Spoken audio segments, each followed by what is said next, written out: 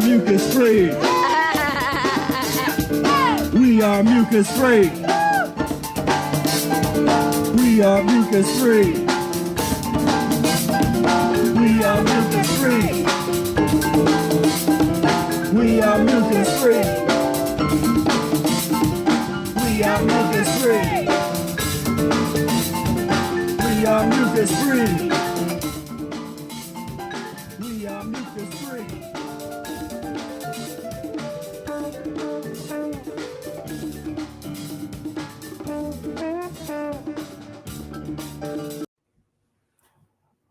What's going on, brothers and sisters? Welcome to yet another episode of the Mucus-free Life Podcast with yours truly, Professor Spira. And welcome to my new set. And I got a nice little outfit on. Hope you like it. And we have my participation trophy over here. And again, I thank all of you so much for helping me get this, as this represents a whole lot of people learning about the Mucus diet healing system and this lifestyle that otherwise would not have. And over here we have, instead of a thermostat, we have Mucus diet healing system, annotated version. And how are you all doing today? How has the, as Decorah sometimes calls it, the hell a day? How's the hell a day been for you? Hopefully it has been well and hasn't been too much eating of things that are unkind to your body. And whoever's in the chat, go ahead and say what's up. If you're on the blog and you don't see a chat there, you might have to, if you want to chime in and talk with the chat, you have to click that link, come over to YouTube. Something was up with that particular link on the mucusfreelife.com. I don't know what was going on with that, but come on over and chime in. If my audio ever gets strange, please let me know in the chat. Let me know if you can't hear what's going on and what's going on. We got Facebook user from Atlanta. Welcome.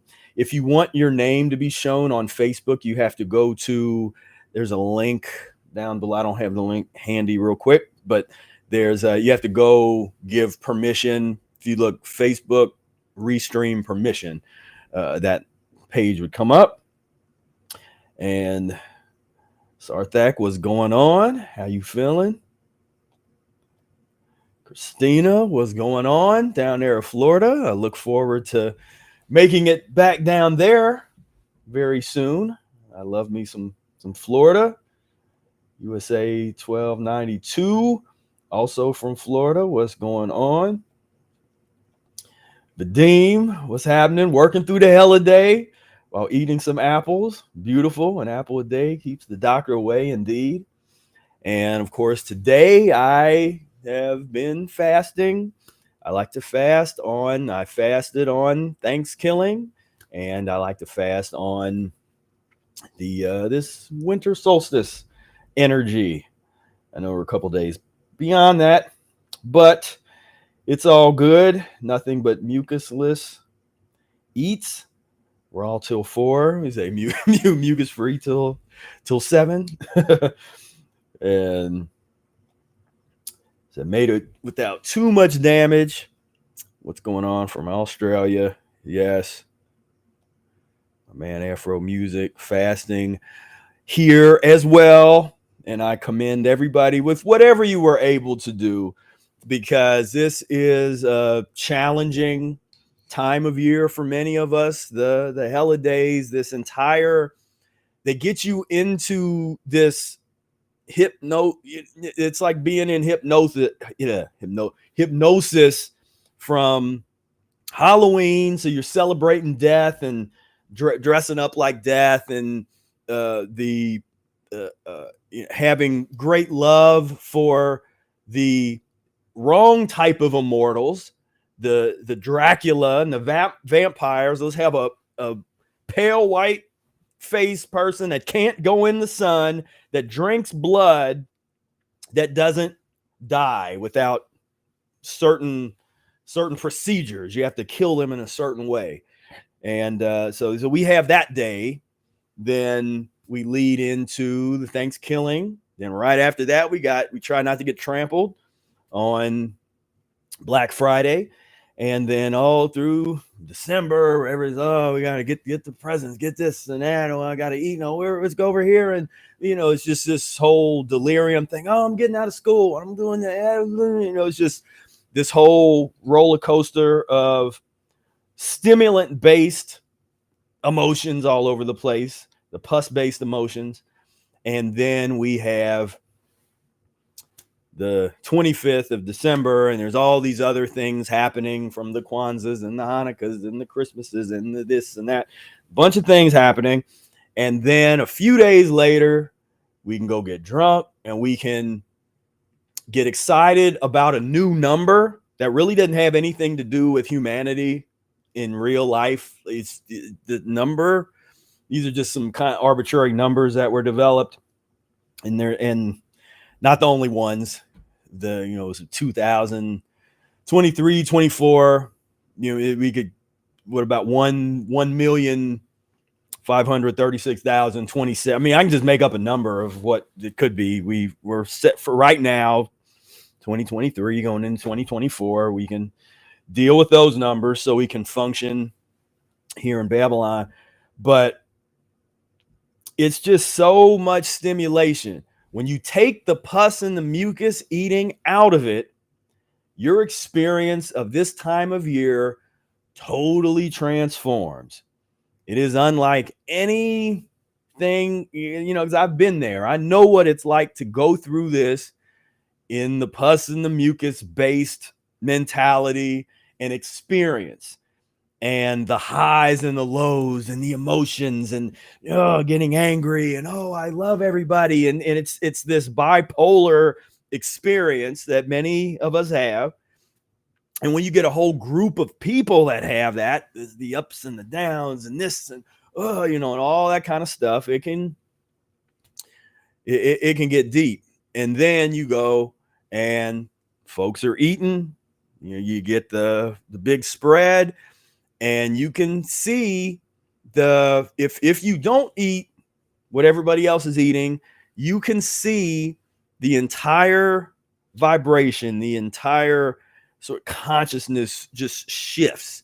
And it's like if you've ever been in some place where you're not drinking alcohol, but everybody else there's drinking, and everybody's just getting drunk, and the vibe of that, it's like the whole vibe changes. And when you're not in that vibration, then you stick out. It just feels weird.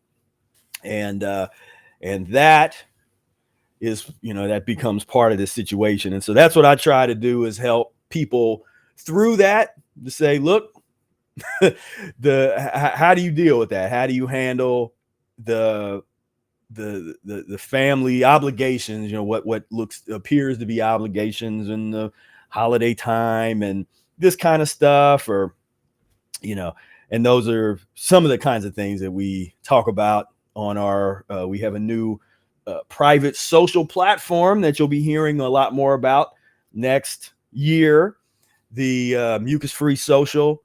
And I'll be doing some information on that, but it's our very own social media platform that has an app and you can log on, and just free and clear, no Facebook in sight, no corporate advertising or social media. No, it's ours. We are ours.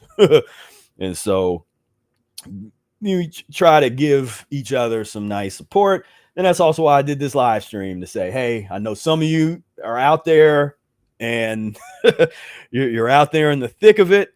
And I was like, well, maybe you could use some encouraging words from Professor Spira while you're out there trying to deal with this day in this time of year, that and looking around and thinking that everybody seems to be a little insane. It's just a little off. You can come here, just get a little bit of rational vibration, or at least that's what I hope to share and hope to provide. So, okay, we got 7 years plant-based. All right. Beautiful. And Afro music said you got to keep the balance of all the death around. And that's the thing. This is, we exist in a death culture. From when we're born, this everything seems to revolve around this obsession with death. And from, again, we got our Halloween, then we have Thanksgiving, all this death all over the table, and we act as if it is some kind of love, and it's love and family, but there's a dead animal that's on the table. Is like there's a sacrifice, and then everybody eats it, and that sacrifice had feces in it. It's weird, but no, that's then and then again, whatever people are eating in December and today, and it's rough, but this, we have to live the change. What do they say? Be the change that you want to see in the world. And so that's what this is all about. You just got to do it, because you can't wait for permission. There's not gonna be any co-signing of Dr. Oz or whoever the famous doctor is, and Oprah, and like, we ain't gonna get that. That's not this. Like, we're not gonna have that type of co-signing, because too many people of that stature co-signing to this. There will be a lot of people that are getting rich that will no longer have a job. And I'm talking about a whole lot of doctors and a whole lot of morticians. There's a whole lot of people that would be out of a job if enough of humanity started going in this direction. So that's going to happen slower. It's going to happen, but the transition is going to be a bit more gentle, because there's a lot of folks aren't ready. Just honestly, a whole lot of folks are not ready for this information, but you all are. And so I'm very happy that you are here, and we can get into talking about my favorite thing to talk about on these days, which is the mucusless diet healing system. And as you saw with the title, today we're going to be talking about Immaculate Conception. Now, I didn't say the Immaculate Conception. It's just Immaculate Conception. So this is not a religious discussion. I'm not getting on to all that. We're going to deal with the concept of immaculate conception, and why you should be thinking about it, how this could transform not only your life, but the life of your entire bloodline, transform the trajectory of your entire future. If you value the blood, if you value your blood, you start to understand that your blood is everything. Your blood plus breath is what keeps humanity moving forward. But what are we doing to our blood? Are we living in a way that allows us to exalt our blood, to really earn the blood that we already have, that we've inherited? Or do we squander the opportunity? Do we just take it for granted? Oh yeah, I'm breathing. I got blood. Where's my turkey? Where's my Salisbury steak? But as a very influential person once said, they know not what they eat. Actually, I said, that's actually what I said. This is a variation of, they know not what they do. They know not what they eat. And because they know not what they eat, they know not what they do whatsoever, and have no clue what they're doing to their body. They have no clue what they're doing to their mind, their spirit, and to the rest of humanity. Every bite of turkey, every bite of chicken, every bite of hot dog, every microwaved meal is degenerating your greatest asset, which is your blood.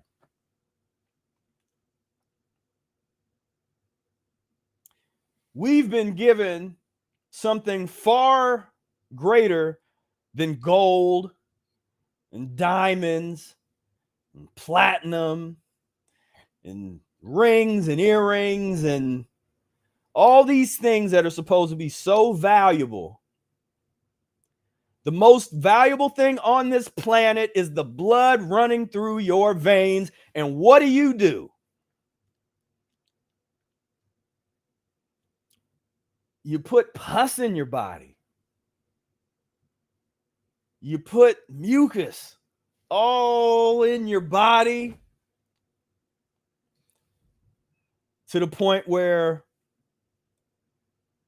we're losing everything, or losing our intellect, our ability to think clearly, our ability to function properly. Don't be mistaken when you're those handful of years where you have the overstimulation and you're a little younger and you can go, run around and do all this stuff. That's short-lived. That's very finite when you don't take care of your physiology. There's not a whole lot of people in their 80s and 90s that are jumping into mosh pits, but they would if they could. If they hadn't aged themselves physiologically, they'd love to have some stimulation and go jump in the mosh pit still. But Mother Nature stepped in and said, no, we're not going to keep playing that game because you continue to break natural laws. And as you break natural laws, you will prematurely age. It's that simple. So the blood is everything. And what the mucus diet healing system does is, on a fundamental level, clean your blood. Clean and transform your blood. Now, what kind of effect? How do you think cleaning your blood might benefit conception? How might cleaning your blood and your partner cleaning their blood before having a child, how might that influence the life of that child? What kind of human might be created?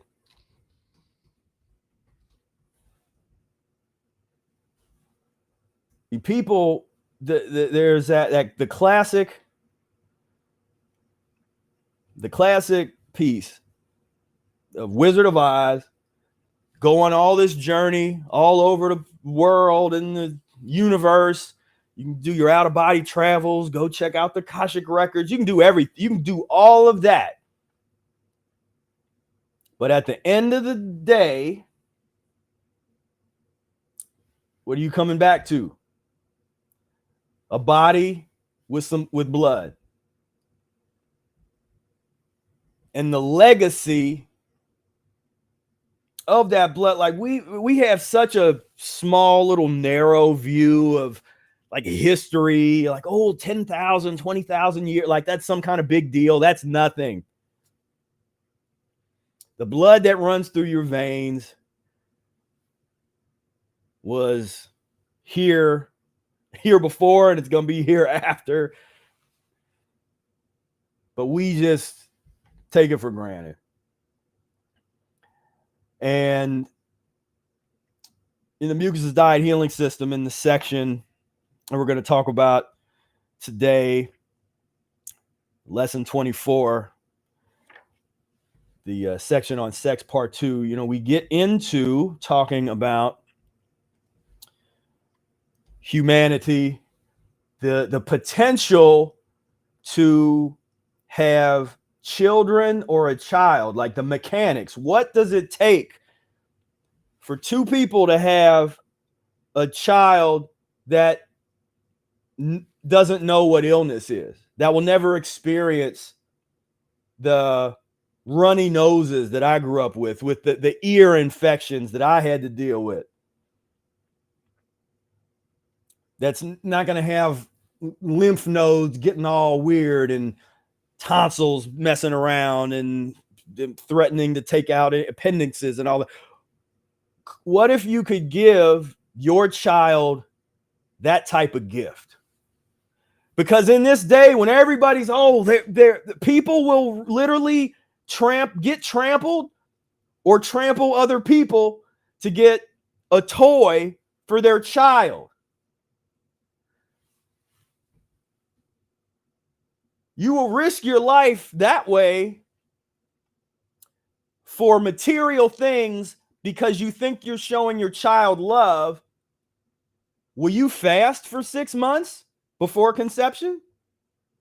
If it meant ensuring that your child never got sick, never had to experience the pain that is so commonplace amongst our young people today. What are you willing to do for your bloodline? Not, there's so many people that are so selfish and self-centered in the raw food movement, fruitarian movement. They're every time I listen to them talking, they're just focused on themselves, their self, and I'm not hearing a larger vision. Now maybe they have it, but I hear about being fit and perfectly fit and physical fit. I don't hear about the cleanliness that can transform nations, the level of cleanliness that can transform species. Who's talking about that? Wouldn't you like to be a part of transitioning Homo sapiens to Homo spiritus? An elevation? Or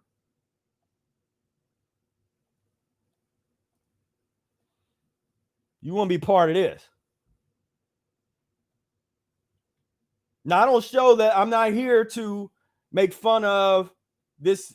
Connects a little bit to some of what Arnold Ehret talks about in the Mucus diet healing system. This is a popular, you can watch, there's a documentary, I think Soft White Underbelly has done a lot of things here.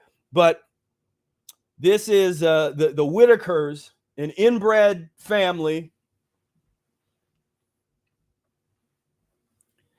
But what I see when I take a look at these folks is, for me, it's not funny. It's sad. And I want nothing more than to be able to give them a copy of the Mucus diet healing system. And I would love to see, if we had a facility or something, I would love to see. They would never probably agree to it, but I would love to take some folks in this kind of condition and let's clean up their bloodline. Because I bet that I could take these folks who are not in the best shape, if we're being fair, okay?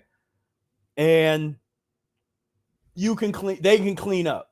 Fruits, green leafy vegetables, enemas. You can clean up this blood. They're still breathing. They still have blood and they're still breathing, which means that there's still a chance.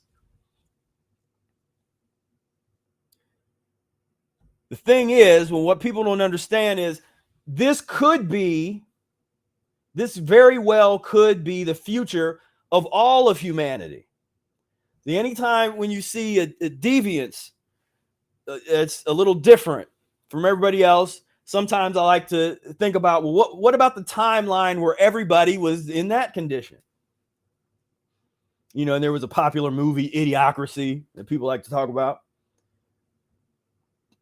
But it appears, when you really look at what's going on, when you can really see, this one thing, when you can see the kind of damage that the daily eating of pus and mucus does to a person's body, mind, and spirit within a short period of time, how eating that way for about 10 years degenerates and ages to a certain extent.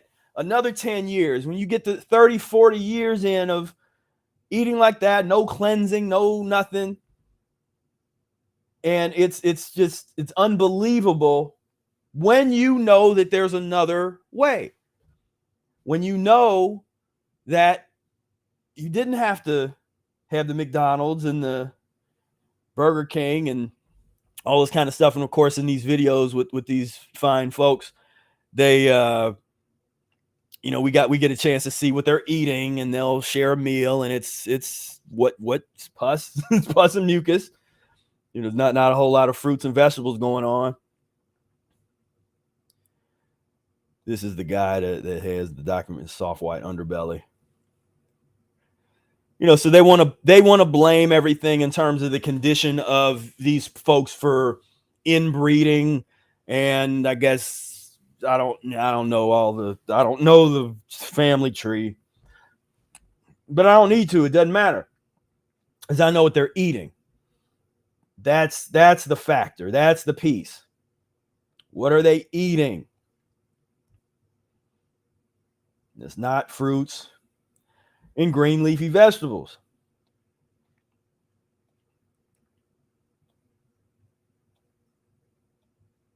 As we say, we got work to do, because we could just as easily, huge pieces of humanity, which is already just the level of degeneration is just, it's out of control.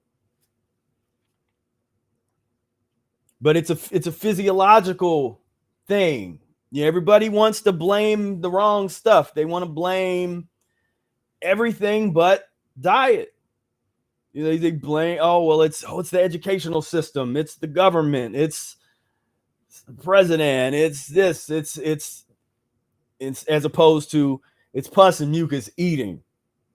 The eating of pus and mucus forming foods, which is diametrically opposed to nature. We're not supposed to eat like this. I mean, that's just, and we're going to suffer the consequences when we do. So let's get into the section, today's reading. And this is the annotated Mucus Diet Healing System by Professor Arnold Ehret, annotated, revised, and edited by yours truly, Professor Spira. So the section that we're interested in today is sex part 2. But so let's deal with this word eugenics really quickly. So this section is called Motherhood and Eugenics. Let me go ahead and get this out of the way. So the term eugenics was coined in 1883, along with the adjective eugenic, by English scientist Francis Galton. It is an analogy of ethics, physics, etc., from Greek eugenes, or well-born, of good stock, of noble race, from EU, meaning good, plus genos, meaning birth. Anytime you say that gen, the gene, genesis, genius, anytime you see that gen, we're talking about birth, or it's related to birth in some way. The term is associated with the biosocial movement and philosophy advocating the improvement of human hereditary traits through promoting higher reproduction of most desired people and traits, and reduced reproduction of less desired people and traits. Propagators tended to believe in the genetic superiority of Nordic, Germanic, and Anglo-Saxon peoples, supported strict immigration and anti-miscegenation laws, and supported forcible sterilization of the poor, disabled, and immoral. Professor Arnold Ehret uses the term eugenics to make a philosophical point about the potential for developing an improved race of humans through the mucusless diet healing system. For many modern readers, this term is off-putting due to its historic association with racist and genocidal policies. Of course, Ehret wrote this text well before the climax of radical eugenic policies in the United States, where it was at first, and by Adolf Hitler in Germany. Yet Ehret's beliefs about a so-called superior race of people are diametrically opposed to the white supremacist mentality that was the foundation of most eugenic programs. Ehret's proposition is that what we identify to be race, which is accepted today as a socially constructed belief system and not a biological fact by most scientists and academics, is a physical expression of the degree to which one's organism is overcome by mucus and toxemias. In other words, the darker you are, the more mucusless you are. This perspective is in line with scientific findings that reveal Homo sapiens to be a tropical frugivorous species or fruit-eating species that has its origins in equatorial Africa. Ehret is not using the term in a bigoted way insofar as he proudly speaks of his skin becoming darker while doing long fruit fasts. On the other hand, he says that he noticed that his skin became lighter after eating even one piece of bread. Thus, from Ehret's perspective, skin color is not based upon how close an organism lives to the equator or on the production of melanin, what Ehret refers to as mineral salts, but is based primarily on the amount of uneliminated waste the body contains on a cellular level. In sum, Ehret's use of the word eugenic is quite unique and different from many of his peers.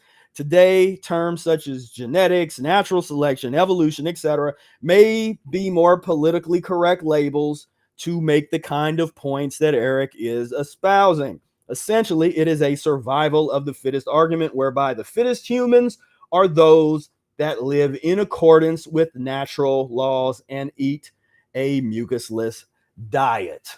So just to deal with that, because the term eugenic scares people because they're like, oh, what's that? And you're talking about, it's like we got to get into the historical context, get into the actual meaning intended by the author. And you can have some clarity. So let's get into this. Motherhood and eugenics.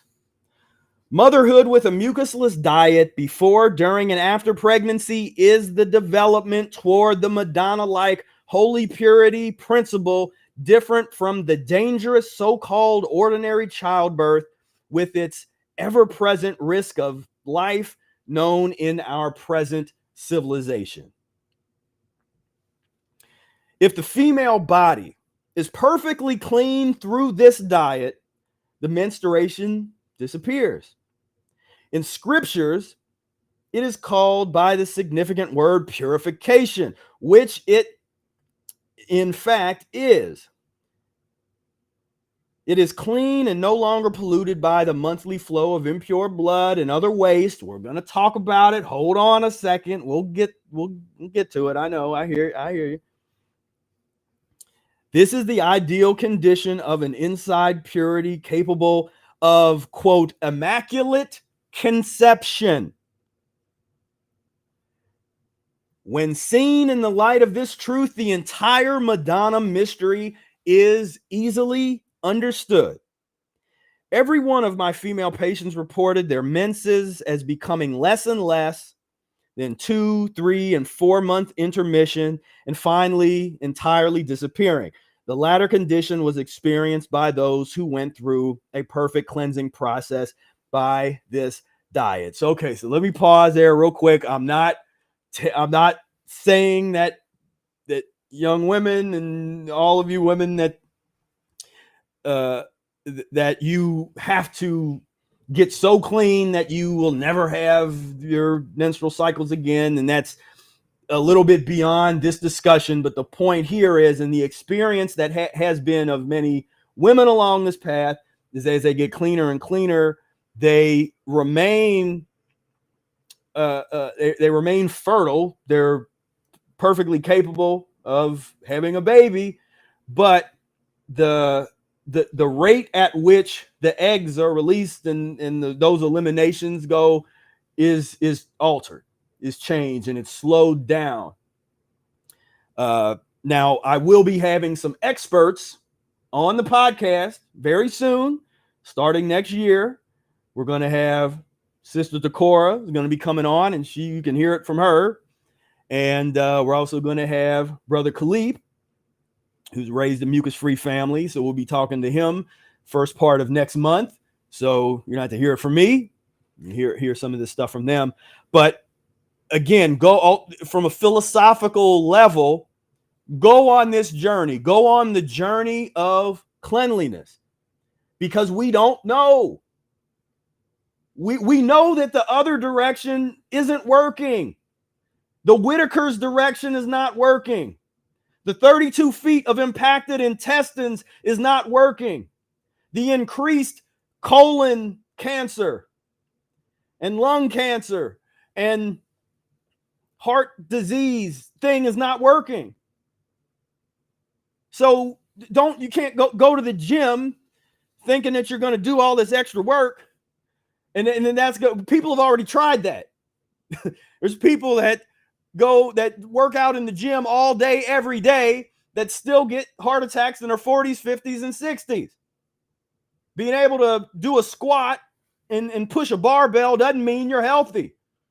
You might be fit, but you ain't healthy as long as you're eating the pus and the mucus, and your colon has 32 feet of toxic slime and little worms running around in you and parasites. Headaches, toothaches, vomiting, and all other so-called diseases of pregnancy disappear.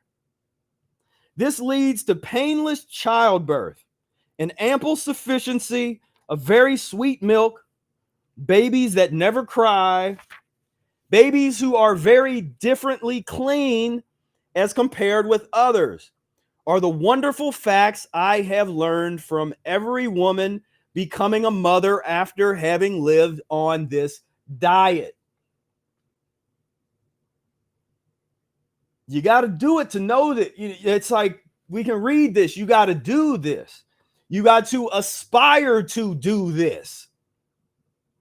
It's not enough. That's an interesting idea. That's a nice little philosophy, huh? You got to want this. And have this as it's so much deeper than, I want to look good in my bathing suit. And that's what I was talking about earlier, that's the kind of selfish thing that a lot of folks in this arena have, where they're thinking about, I want to look good. I want to do this. As opposed to thinking, I want to have a child that is incapable of illness. I don't want to mess around and have a child that, if I can help it, that has some kind of cancerous situation coming out of the womb. Do you think that you would put yourself in a better position to avoid that, eating apples and oranges, or eating the rotting carcass of an animal that cried as it was being slaughtered, that let off all of these fear reactions and hormones into its body, and then you get to eat that flesh, and then you wonder why you're having panic attacks and your endocrine system is gone and out of whack? Cause and effect. It is not advisable to start a radical change in diet during pregnancy or during nursing. This should be done at least 2 or 3 months before conception. And I'm saying do this 2 or 3 years before conception. Do it 6 months before conception. Do it as long as you can before conception. Clean yourself up. That's why we're talking about this is a lifestyle. Make the lifestyle change. Get yourself cleaned up and be ready. Be ready to give the greatest gift that you can to your bloodline by giving your, take all, like I said, all that energy, all that. I don't want to go buy them all the video games, want to do all that. Like, put all that energy into cleaning yourself up now. Not so that you can go look good on the beach and you can go show off to your friends, but so that you can try to have as perfectly clean of a child that doesn't suffer as you can. What better gift can you give than that? Eating for 2 with a special diet is unnecessary if the body is clean. Modern babies are overfed, hence these dangerous childbirths. The only reasonable change is to increase the eating of natural sweets such as figs, raisins, dates, grapes, etc.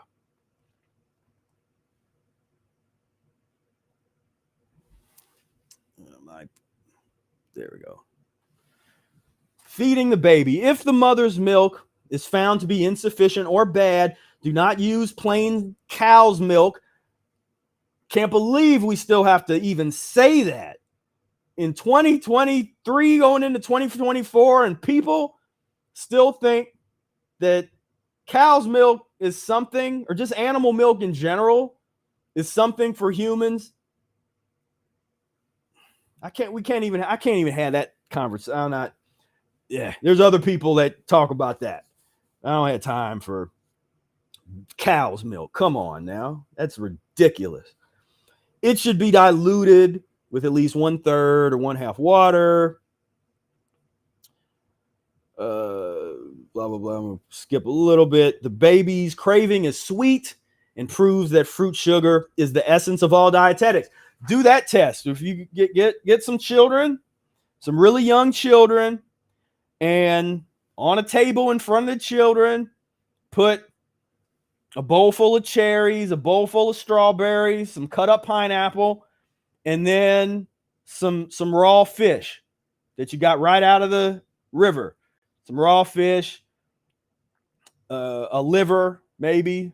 Put a cow liver there, and some raw beef or something. Put some intestines, and see which one the children go for.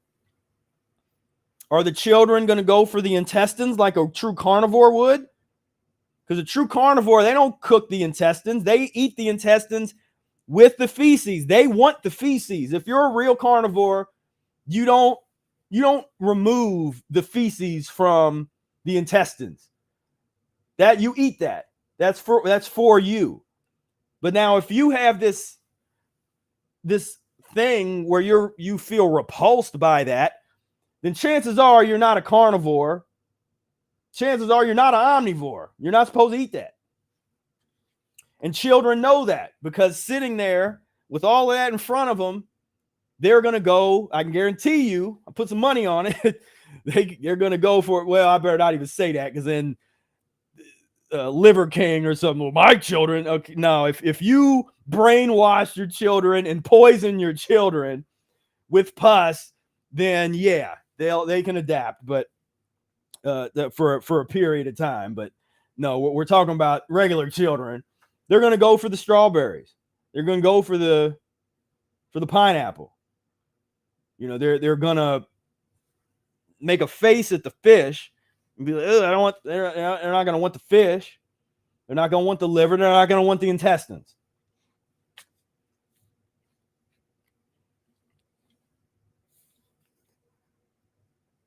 What is considered a well-fed And healthy looking baby of average normal weight is in reality pounds of waste or decayed milk.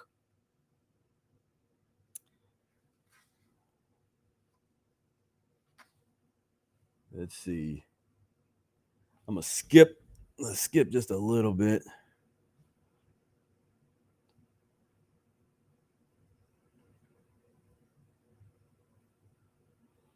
As stated before, if a change of this kind in the baby's diet is made, they must be healed first, whether sick or not, cleansed from the waste of their latent disease. This is the point that everyone refuses to believe, realize, or understand. The young person's body, so if the baby hasn't had a conscious parent or parents that clean themselves for years before having them, then likely they are going to go through eliminations. They'll get sick, but it's eliminations. But their body is, in general, much more capable of withstanding intense elimination in those first 7 years, to the point where a lot of that, they can eliminate so much. If they have parents that are conscious, that know how to do this, they can eliminate so much pain and suffering in that 7 years. So here's our opportunities. You have the parents that can spend as long as they can cleaning up their blood, cleaning up their seed and eggs in their body. But if that doesn't happen, then the first 7 years of that child, you can expect to see some intense elimination. And parents often get scared and they start trying to do all kinds of suppress the elimination, which then makes it worse and more chronic. But that first 7 years, the baby's body, the temperature can get real high and it's okay. And this isn't medical advice or any kind, whatever, just talking. But babies can, their temperature can get pretty hot and it's like, they're going to be all right. Because their body is ready. Is like, okay, it recognizes like, let's do this now. Let's clean this stuff up now. There's so much chronic illness in the world because parents didn't know that. They went and got drugs to suppress the elimination. I had to go through so much initial elimination when I started the diet because I grew up taking suppressants almost every day of my life. Allergy suppressants, taking all kinds of drugs that's supposed to stop the mucus production and to dry me out, and Nasonex and Allegra and all this stuff from a very young age. So it wasn't until I started practicing the mucus diet where I actually gave my body an opportunity to go through an elimination that wasn't stopped through chemical means. But again, it's levels of consciousness that we're talking about. This isn't rocket science and all that. It's like, this is real human consciousness, like the real thing here of what can we really do? What's in our control? See, a lot of people focus on stuff that's totally out of their control. Who cares, Biden and Trump and Kennedy and this and that. That's not going to help your bloodline. Sorry to say. You can, get all into the weeds of this and, okay, let me go vote for that. And it's like, did you do your enema today? Like, if you complaining about all this stuff out here, or you complaining about your health, or you want a future for your children, you're like, man, I really, want to, and you're, trying to, go get somebody on the school board and vote for the right superintendent and all this kind of stuff. When if you really want to create children that are going to live a healthy, disease-free life from the beginning, then this is what you focus on. And again, not so you can go look hot at the beach, and be cute, do all that because you want to create something better than yourself. Why don't I hear people talking like that? Where's all those YouTube videos when all the raw food folks and the vegans and all these people? Who's talking about that? Do this work for something more important than you. Are you willing to do that? Are you willing to put in the work to create something better than you? Or are you just worried about you? It's just all about you and you getting yours. As opposed to, why don't you dedicate your life as is mandated by the universe? This isn't by nature. I'm just, I guess I'm the messenger since no one else wants to say it. What else is there to do? You want to go play video games? You want to do virtual reality? What when you talking like that, that's so adolescent and silly when you start talking about having the potential to create a god, a godlike being. And there's a lot of parents that think their child, they look at their child and they see the God in that child. Then what do? Here they come with a little piece of burger. Put the burger in its mouth. Here's some ice cream. Here's a little candy. And you destroy the godhood of that young little being.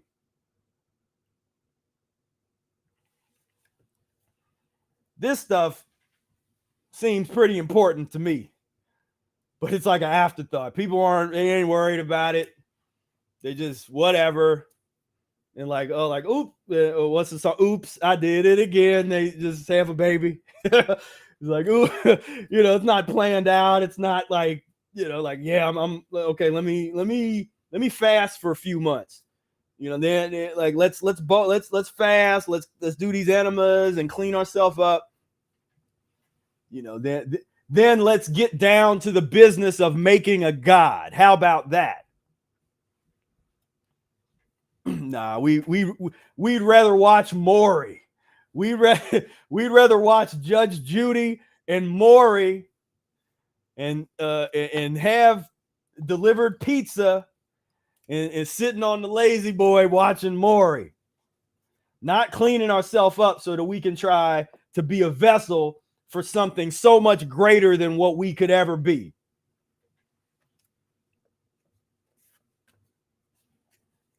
And it's sad that there's not more it's sad there's not more people talking like that and thinking like that.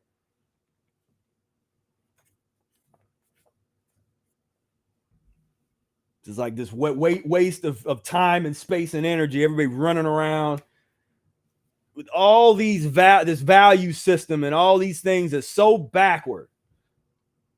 100% occupied and taken over by straight pus and mucus type of drama. All the drama, the tragedy that comes along with living a life diametrically opposed to nature.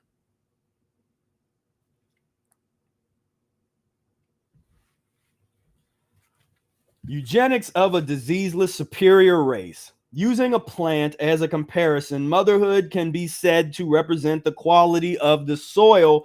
Fatherhood represents the quality of the seed or the germ. A relatively poor, almost barren soil, but a good quality of seed produces a fairly good plant. But a defective seed, even though planted in the best soil, will produce nothing. So there's a little message for the brothers out here. Brothers, I'm talking to you real quick. You need to clean yourself up, man. This is ridiculous. You're squandering your opportunity for what?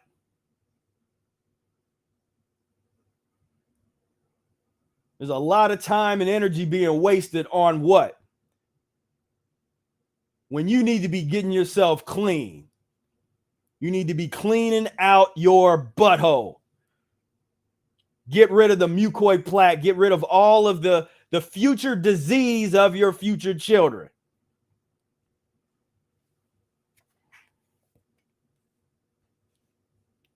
Or you can go down, you can go down the Whitaker path if you want. Is that what you want?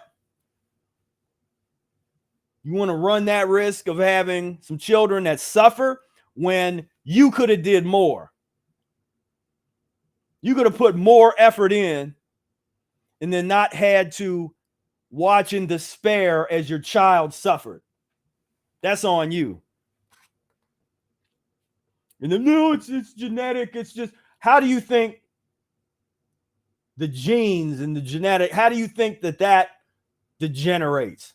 That becomes obstructed? Vitality equals power minus obstruction.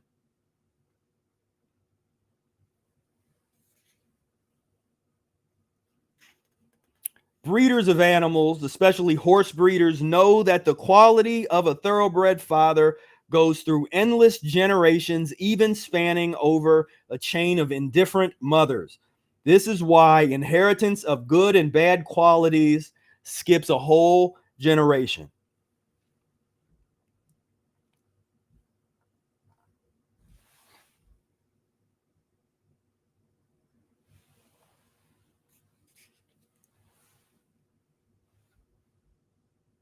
Is this the right?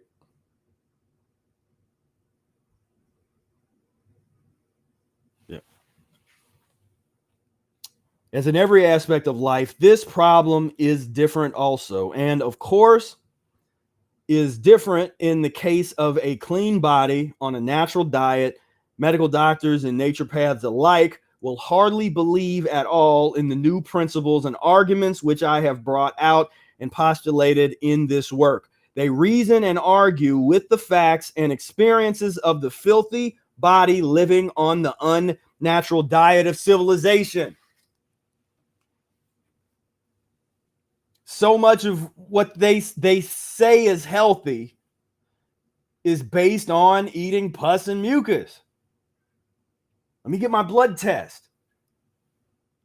All of those metrics are based on people eating pus and mucus, are based on degenerate human, not a perfectly clean human or halfway clean where we're trying to go. So we got as Eric says, a new physiology. You have to scrap all that. And we starting over again. Because again, it's not that their thing is not working.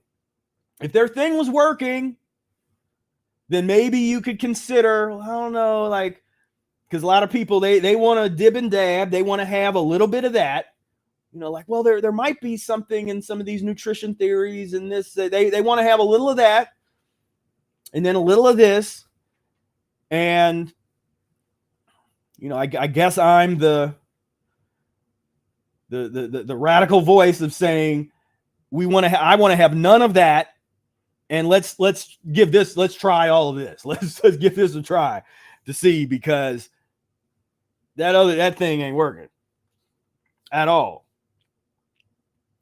As in every aspect of life, this problem is different also, and of course is different in the case of a clean body on a natural diet. Medical doctors and naturopaths alike will hardly believe at all in the new principles and arguments which I have brought out and postulated. I just read this already. You cannot reason about colors with a person born blind. You cannot use an old argument and the old physiology to refute my statements. Can't use the old physiology, the old ways of thinking about the diet.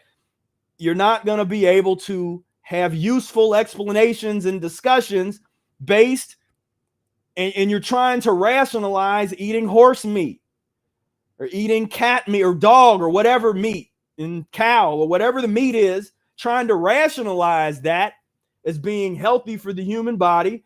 There is no discussion that can be had there. Until you have personally experienced on your own body the truth of my teachings, you will have to accept and believe the new ones.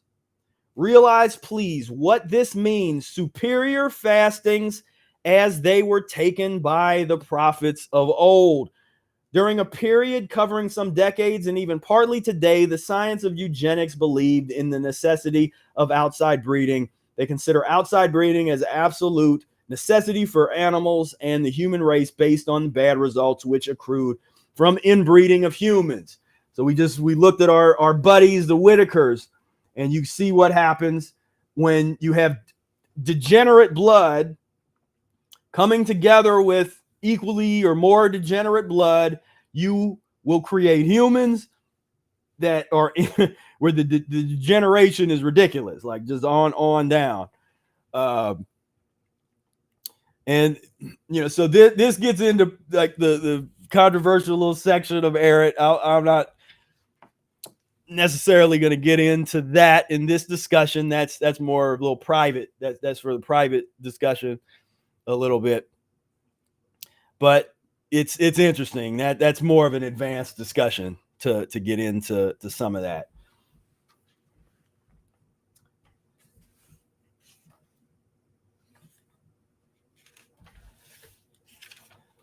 Where is the quote that I'm looking at? Here's again and again, diet is everything. Humans are what they eat. Are not all geniuses, great men, inventors, and greatest artists of every kind born of poor parentage? Let's see, it gets into, where is that? There's a particular quote that, oh, there it is. Got to go back. I don't want to miss this. So this last little section here, so I'm going to highlight this. Thousands of mothers unconsciously, through overeating, practically kill their children before they are born. Here then is the only and correct way to fight infantile mortality. There is no higher moral duty of any kind than to produce a perfect being. I'm going to read that one more time because I'm pretty sure you didn't hear it. There is no higher moral duty of any kind than to produce a perfect being. Now, what does it mean to have that desire, to want to create and aspire to create a perfect being? Now, when that becomes your guiding light, your lemon juice and distilled water enemas are not just so you feel better, it's so that your future bloodline can feel better. If it is indeed our baseline and a law of the universe that we feel good, and there's so much, everybody has their opinions on what to do to feel good, to feel at peace in your body without stimulation. There's a lot of people, in order to feel good, they need something from outside of their body. In order to feel good, they need their morning coffee. They need their supplement. They need their cigarette. They need their weed. They need a little drink of alcohol. They need some Tylenol. They need a little, little morning quickie.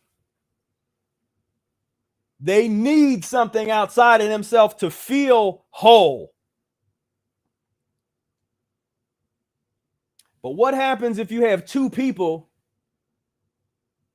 that already feel whole, and two people that feel whole and are more whole than most, and those two people come together, what kind of child is that going to produce?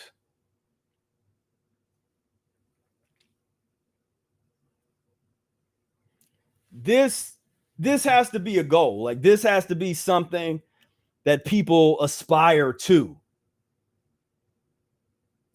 And that's what I'm saying. I don't hear. I don't hear. I don't see people with that kind of foresight, with that kind of desire. Because all I hear is, I want to lose some weight. I want to get over this ailment. I want to. It's I want to feel better. Not I want to feel better because by me feeling better, I am going to be more capable of creating a perfect being.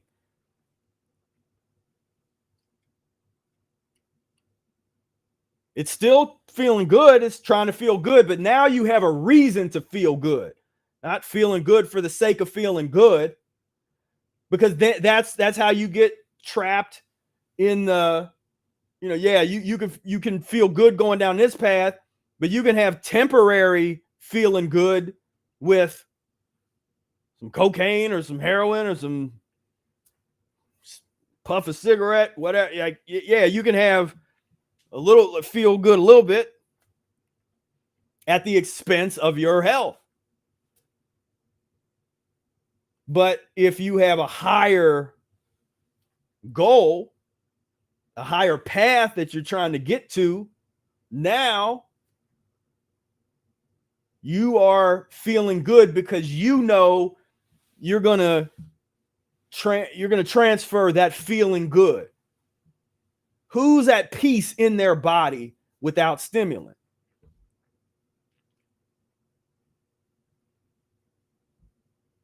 Because that's the thing. Really look out into the world and look at how stimulant is the center of everybody's life.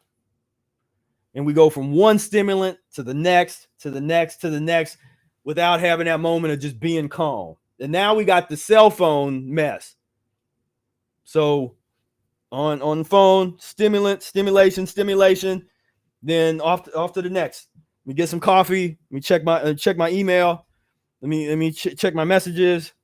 Okay, let me get some Coke. People still drink Coke and Mountain Dew. I can't believe y'all. That's silly.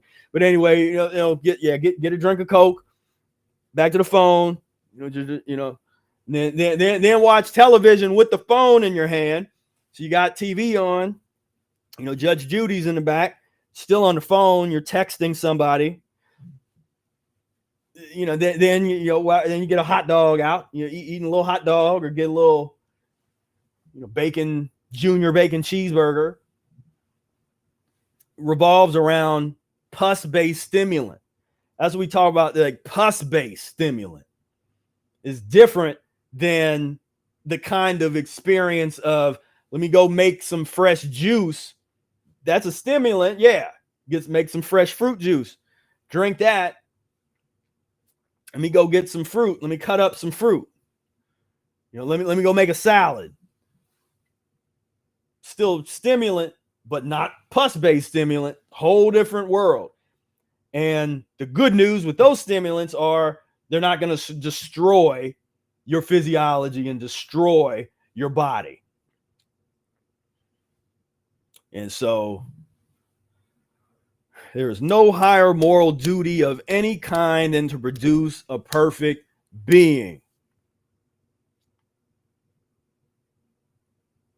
What are you trying to build? Are you just trying to fit in to what somebody else built? Or you want to truly build something incredible? Something that is on the level of worthy of being called human. Because most of what's out here is not at that level. It sinks right below where you would really want to give it the human, a human label.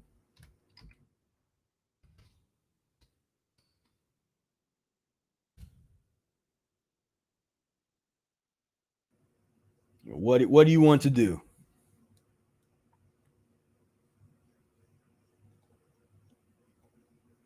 What are you prepared to do to prevent this?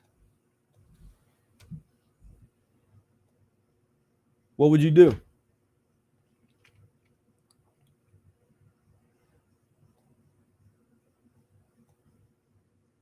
Breaks my heart to see unnecessary suffering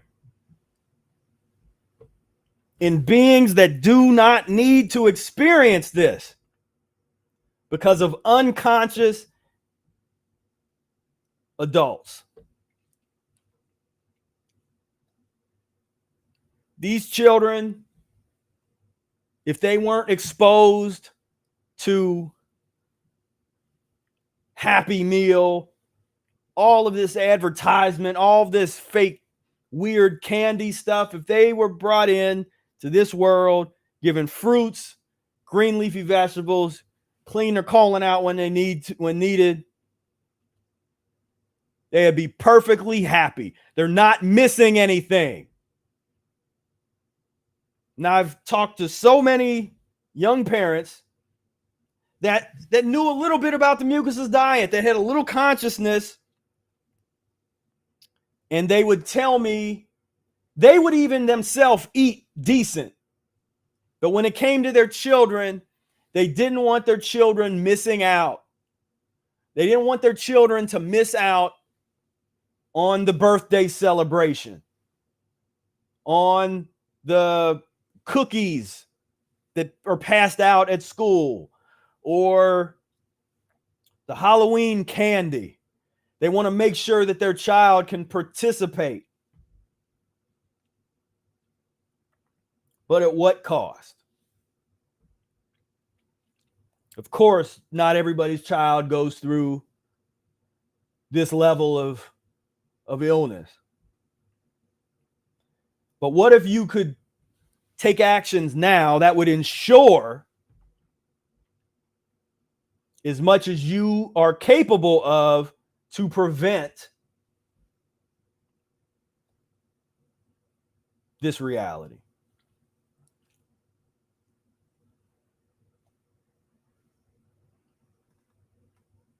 Fruits and green leafy vegetables are a little more important when through this lens. Your inspiration is a little more solid. Your attitude is a little more steadfast when you have the right, and I say right, in my opinion, when you have a higher consciousness and a higher goal.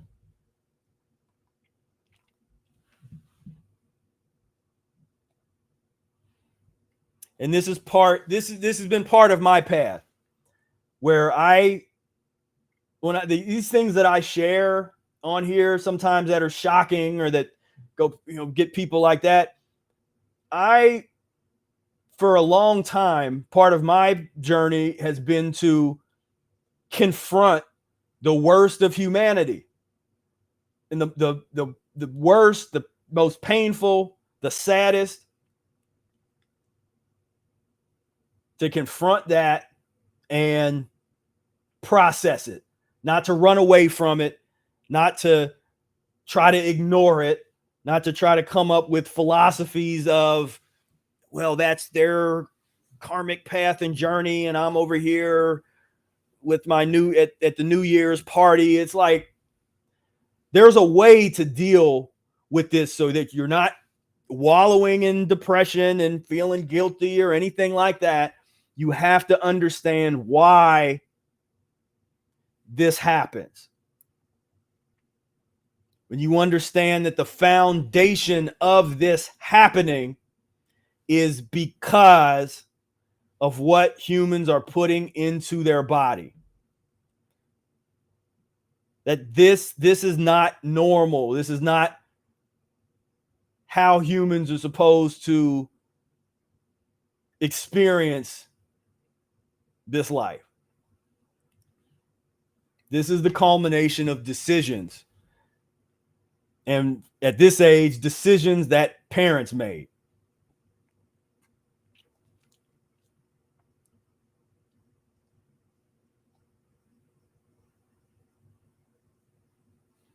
Because the sad thing is,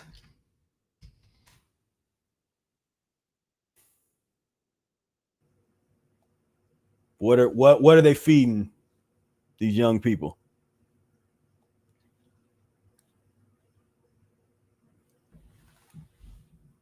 Most of this is all stock images. Is that a for any child is in a hospital? Does this look like a meal of healing? Is this a godlike meal for a godlike being?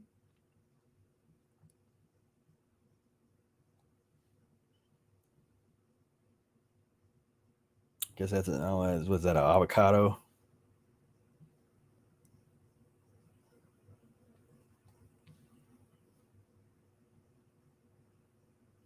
From young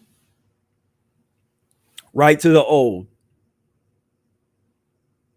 with no understanding in between. And it is a frustrating thing, as I grew up and I did that, of wanting to know why the suffering, why the sickness, why the suffering. And I was blessed to get the answers that I was seeking as to why. So there is no there is no secret now. We know exactly why. We know exactly what produces this condition or these conditions. And there's one way out, in my opinion.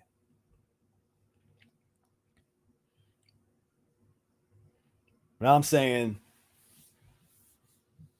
elevate your consciousness, your values,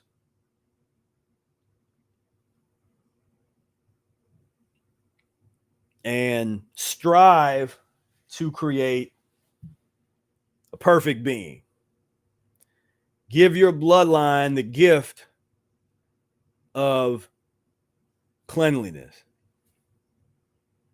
Because every time I go through some kind of troublesome elimination, that's what I think about. I'm thinking like, whatever the I don't go through that much like elimination like I used to, but when I'd be going through it, if I was blowing my nose or whatever's going on, and I'm letting the body do its thing. For years, I've known that consciousness, like I've always understood from the beginning that down the road, this is something that I'm gonna pass on, so that my children don't have to go through. I'll go through it now. I'll go through as much pain and suffering as I can in the form of elimination to absolve my bloodline of the sins of our forefathers.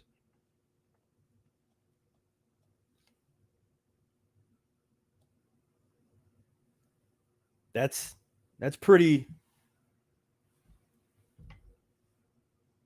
that's pretty elevated as far as taking on. Is that's the old tradition, the tradition of a figure that could take on the sins of those they came into contact with or those that they associated with. You have that ability, but you got to know it.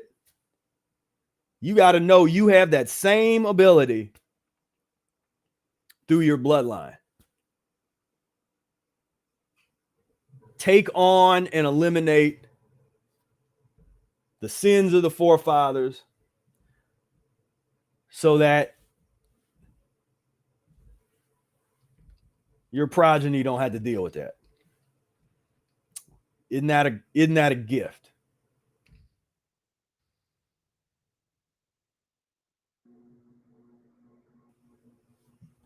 Isn't that a gift? Drinking milk. That'd be one. Milk.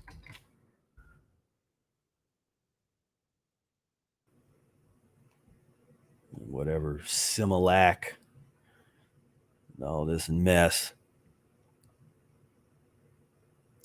What we've done, because humans have degenerated into such a condition where having a child is an emergency, is a medical emergency. Having a child is not supposed to be a medical emergency. And I don't want to hear about your European ancestors that lived to be in their 30s that mostly died in childbirth. Not talking about them. That was a different timeline. That was a different level of degeneration. We got to go back further. We got to go back to the African mothers that could be working in the field.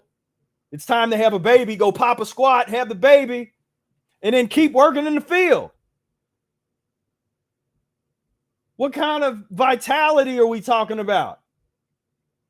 We're not talking about this. We're not talking about a medical emergency to have a child. We're talking about, again, cleanliness, clean humans. But they've convinced us somehow that this is normal.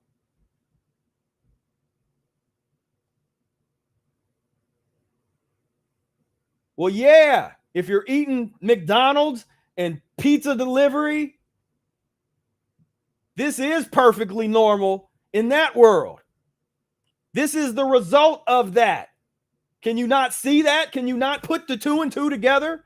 McDonald's equals suffering baby. Burger King equals suffering baby. Papa John's equals suffering baby.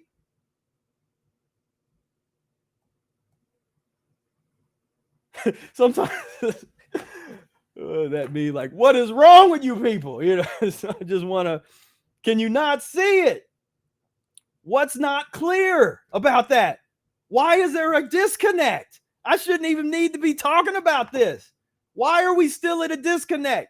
Going into 2024, you can't see meatloaf equals suffering baby.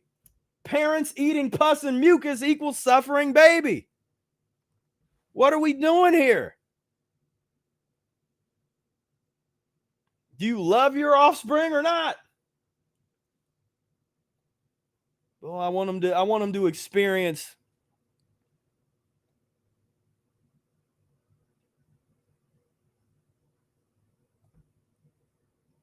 I love the definition of chaos as unnecessary process. Unnecessary suffering.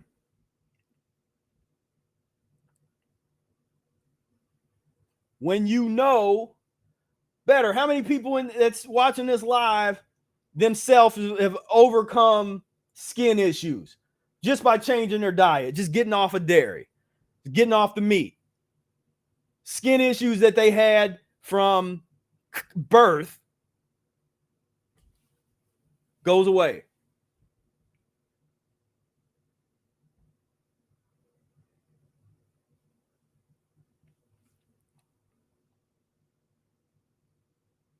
And this trauma then, it's not only the physical, but now this level of trauma has to be dealt with on the emotional level. And don't even know why they're feeling bad. They could have all the trappings and all the great things in their life of the Western world and the material belongings, yet they still feel horrible. They still don't feel whole. They feel depressed.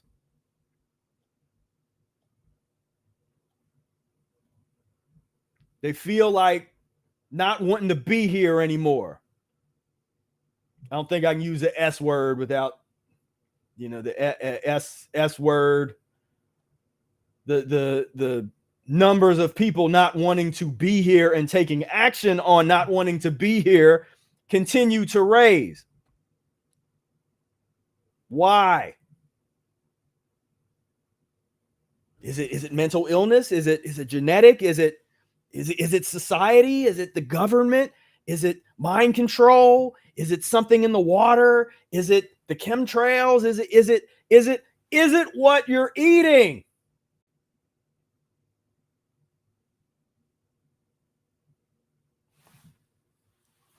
Why do we want to blame everything except what it really is?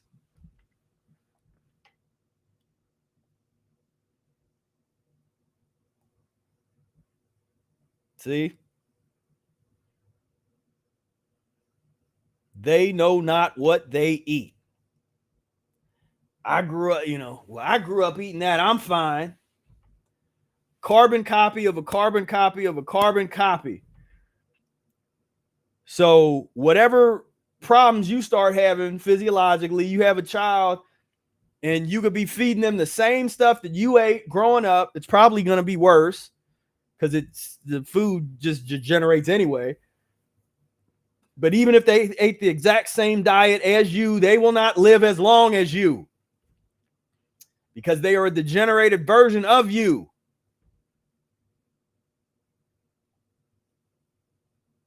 But if they change their diet and you change yours, hopefully too with them, but if they take a different path, then maybe they can outlive that.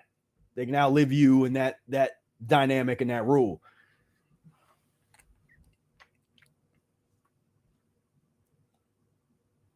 What the heck? Milk and cookies for sick kids. You see what I'm saying? They're gonna they want me to start cussing. They want me to get really mad, don't they? Because I try to keep it. I know children watch a show. We try to keep things nice, but that kind of that makes me real mad. Like that kind of stuff. When corporations get in just that level of consciousness, because I know how much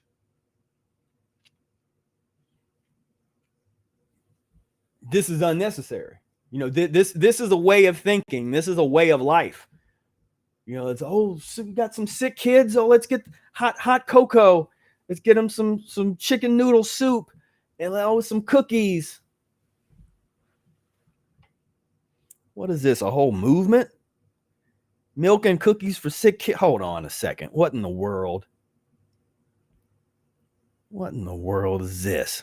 In an effort to help kids in the hospital miss home a little less, Sick Kids is launching their annual Milk and Cookies campaign.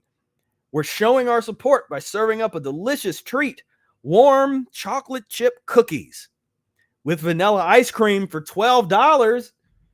All proceeds from this dessert will be donated to Sick Kids. Not real sick kids, the organization Sick Kids. So treat your kiddos or yourself and enjoy our delicious take on milk and cookies anytime from November 14th to December 31st.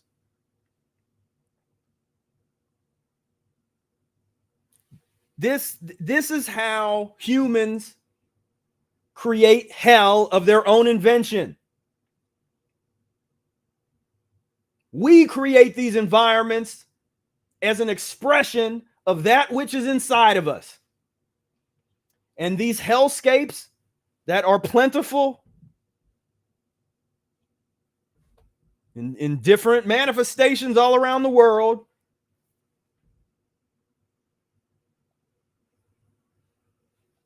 this is there. This is it. This is the explanation. This is why.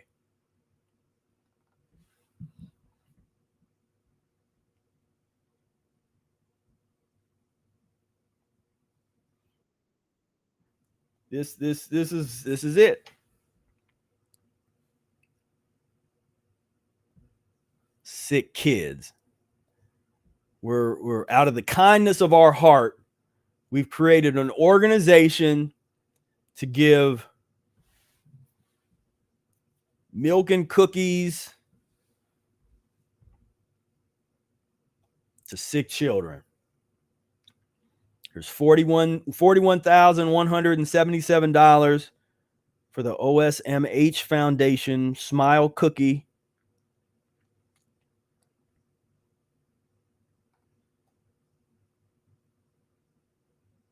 And where's it? Tim Hortons. So we give the Smile Cookie. We got our frozen yogurt and all the garbage at Tim Hortons. Tragedy of nutrition. Tragedy of nutrition.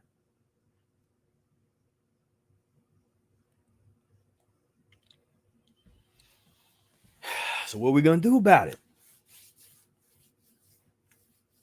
What I'm going to do when I get off of this live stream, I'm going to do my second lemon juice and distilled water enema for the day.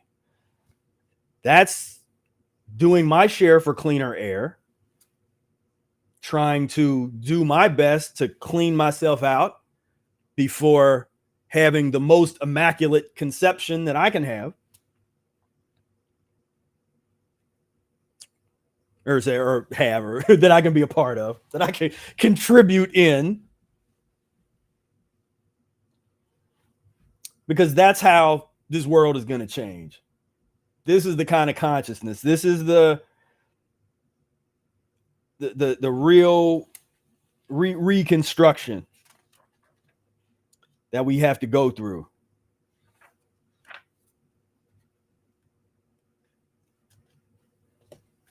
To create a new level of human.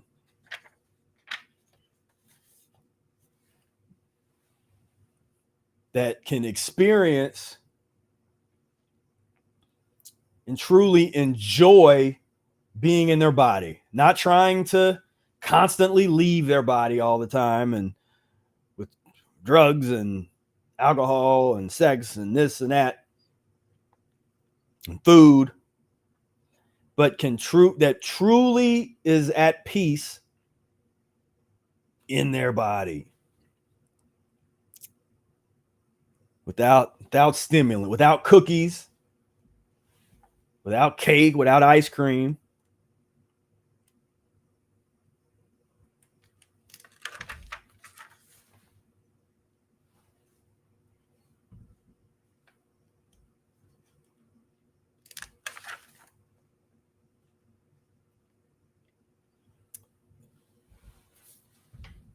We got work to do. But for me, I'm thankful that I'm here to do that work. I'm thankful for the opportunity.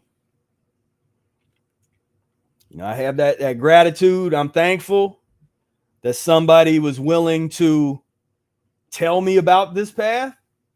They didn't have to.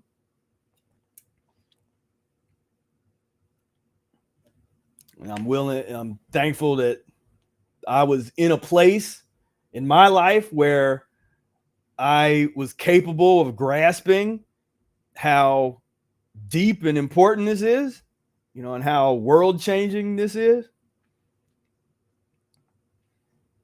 I'm thankful for the opportunity to be able to connect with all of you and to share what I can, what little information and knowledge I have. I want to share it, and I hope that people can benefit from it.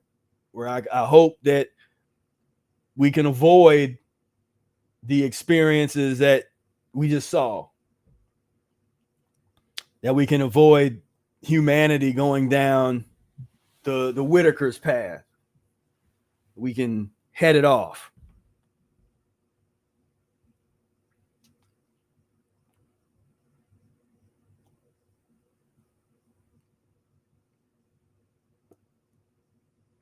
There's so much unnecessary suffering.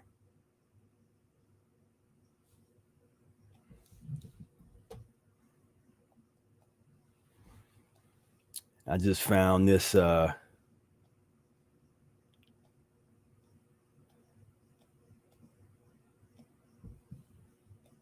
can't play the video or I get like a copyright, but there's always these different YouTubers that go to places where there's a lot of homeless and a lot of, you know, just rough parts of the world, and they'll talk to people, and folks are, you know, on the street strung out on drugs and, you know, that type of thing. But,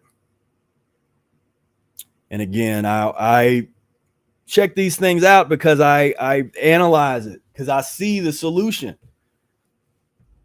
I can see that's the thing. Can you see it? It's not that I'm saying it, but I can envision, because I know the power of it's. Oh, you're not, I'm not sure. I know the power of this information, and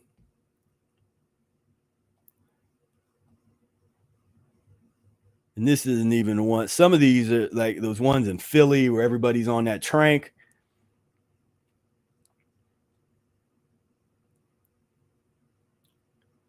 This one is, but then, you know, people start trying to pick fights, and, you know, but this is the logical conclusion of the choices that humans are making. That's when whatever the city, because people want to blame the wrong stuff. They want to blame, oh geez, here's one. the most obese city in America.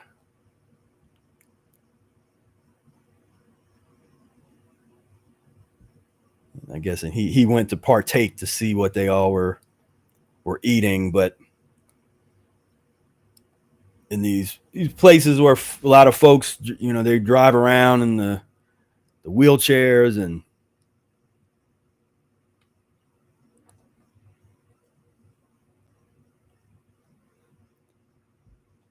for me, it's important and useful to see the extremes, to see where it can go in that direction, and to see where it can go in the other direction. To understand that, you know, there's a lot of people that are stuck, you know, that's stuck over here in this kind of reality that don't, you know, that don't have to be, that really could transform their life and clean themselves up.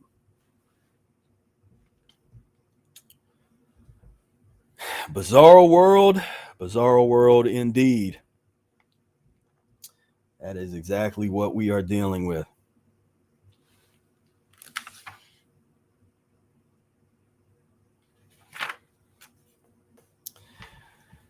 So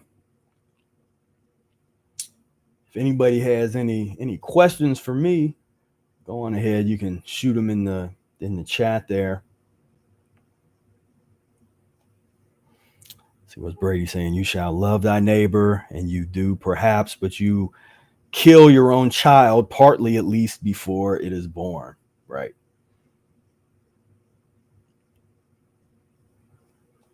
Yep. Hey, what's going on, Chantel? See, how you doing?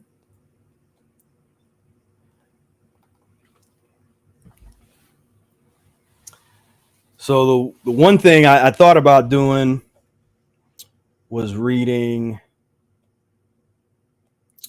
So this is an excerpt out of.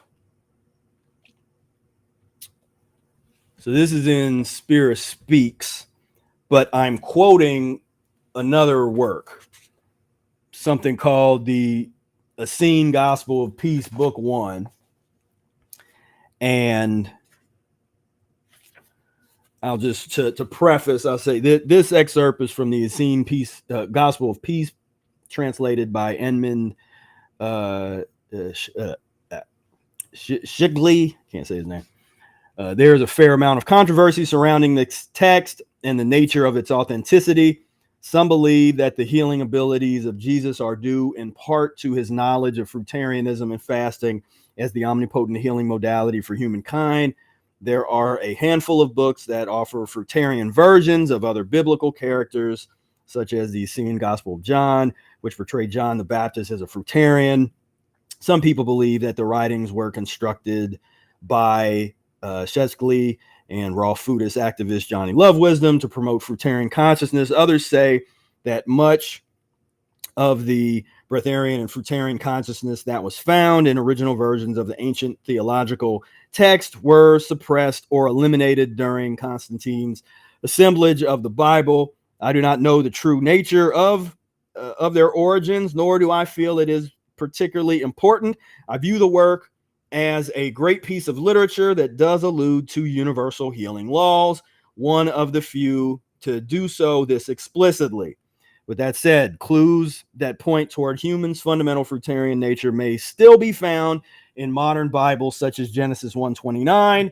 Then God said, "Behold, I've given you every plant yielding seed that is on the surface of all the earth, and every tree which has fruit yielding seed, it shall be food for you." The New American Standard Bible, 1995. So, just with that quick intro, let's see. This is in volume 2, chapter 4, baptism. So we're going to talk about baptism real quick. And so as I said there, this is not, take this as a story that I'm not claiming that this is anything other than a story. You read Alice in Wonderland, that's a story that you learn. There's some principles in there, something you can learn. You know, you read Wizard of Oz, there's something you can learn. Peter Pan, there's something you can learn. Brer Rabbit, there's something you can learn in the story. So I'm not claiming it to be, I don't know its origin, I don't know who wrote it or where it's from. It's a good story that has some important information, and it uses characters that people know about from other places. Just put it like that. All right. And Jesus said, quote, "After the angel of air, seek the angel of water. Put off your shoes and your clothing and suffer the angel of water to embrace all your body. Cast yourselves wholly into his enfolding arms, and as often as you move the air with your breath, move with your body the water also. I tell you truly, the angel of water shall cast out of your body all uncleanlinesses which defile it without and within.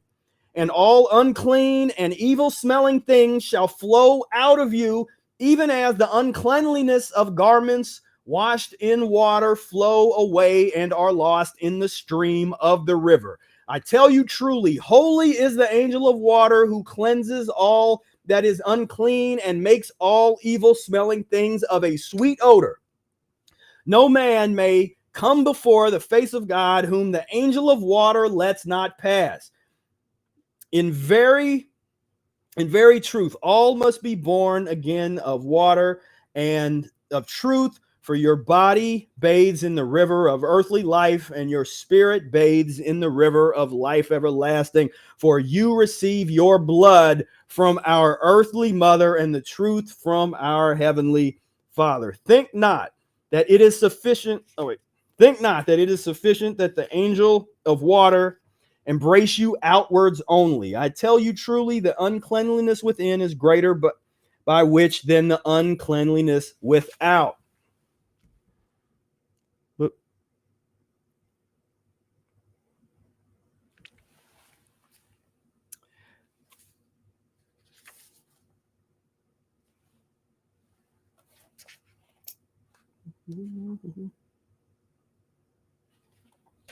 And who cleanses himself without, but within remains unclean. See, we need to really think this is good. It's good stuff. And he who cleanses himself without, but within remains unclean, is like the tombs that outwards are painted fair, but are within full of all manner of horrible uncleanlinesses and abominations. So I tell you truly, suffer the angel of water to baptize you also within, that you may become free from all your past sins, and that within likewise you may become pure as the river's foam, sporting in the sunlight. In other words, as the old adage goes, you can't put lipstick on a what? You can't put lipstick on a pig and think like, oh, this is a clean, beautiful being. I mean, it might be a beautiful being from a certain point of view, but you're not cleaning it up by putting putting a little lipstick on. But we got now it's gotten extreme now. Now it's not just a little lipstick and some face paint. Now we're doing shots into our lips and butt shots and surgeries, and come on. Seek therefore a large trailing gourd having a stalk the length of a man. Take out its innards and fill it with water from the river which the sun has warmed. Hang it upon the branch of a tree and kneel upon the ground before the angel of water, and suffer the end of the stalk of the trailing gourd to enter your hinder parts, that the water may flow through all of your bowels. Afterwards, rest kneeling on the ground before the angel of water and pray to the living God that he will forgive you all your past sins, and pray the angel of water that he will free your body from every uncleanliness and disease. Then let the water run out from your body, that it may carry away from within it all the unclean and evil smelling things of Satan. And within it all the unclean and evil smelling things of Satan. And you shall see with your eyes and smell with your nose all the abominations and uncleanliness which defiled the temple of your body, even all the sins which abode in your body, tormenting you with all manner of pains. I tell you truly, baptism with water frees you from all of these. Renew your baptizing with water on every day of your fast, till the day when you see that the water which flows out of you is as pure as the river's foam. Then betake your body to the coursing river, and there in the arms of the angel of water render thanks to the living God that he has freed you from your sins. And this holy baptizing by the angel of water is rebirth unto the new life. For your eyes shall henceforth see, and your ears shall hear. Sin no more, therefore, after your baptism, that the angels of water, of air and water, may eternally abide in you and serve you evermore. And if afterwards there remains within you aught of your past sins and uncleanlinesses, seek the angel of sunlight.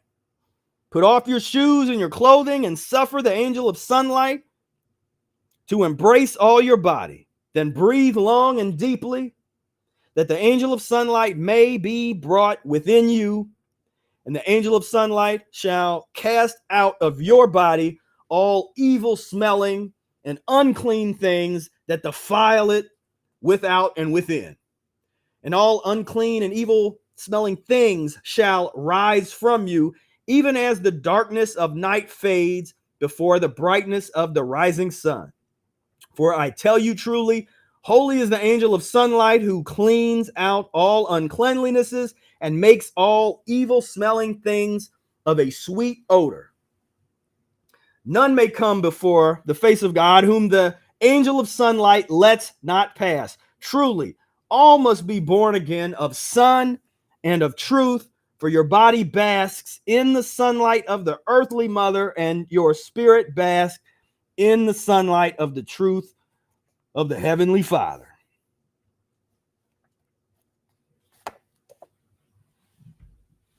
Can I get an amen? Who's talking about that? Now we're talking about some real, you want to talk about spirituality.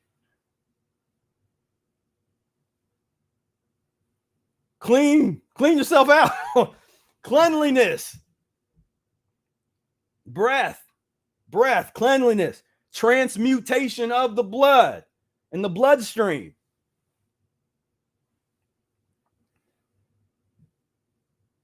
Because if not, what are we doing? What are we doing here? Is that what it's all is this what it's all about? Going to the arcade, play a little laser tag, go hang out at the beach, play a couple video games, go to the club, go to the bar.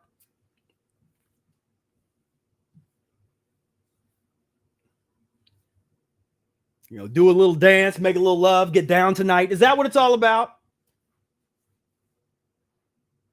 Or is it about something greater? Are we capable of something greater? What does it mean to clean our blood?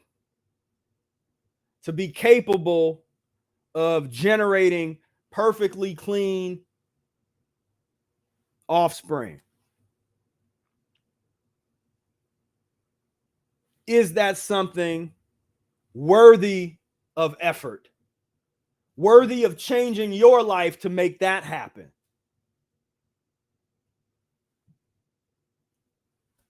Or you just want to go ice skate or go, the new Grand Theft Auto's coming out soon. Getting ready for that. Is that what life's about? Go to the McDonald's playground, which you take your child to McDonald's playground. Is that what it's all about?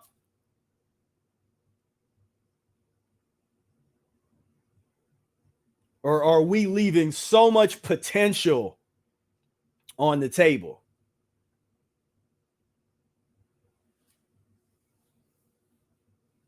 Could we be so much better than we are?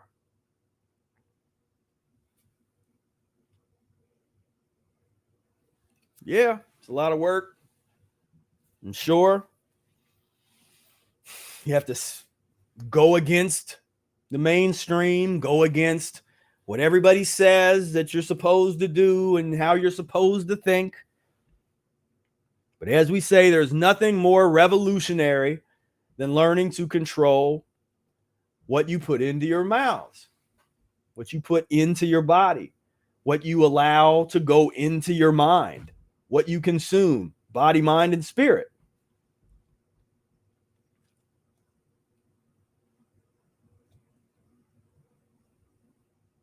Take responsibility. Take responsibility for everything that you put in your body, for everything that's coming in to your temple. Take responsibility. And then take action. Create the world within first. Is my advice, my friendly advice. Cultivate the world within, and by extension, you're going to create your paradise.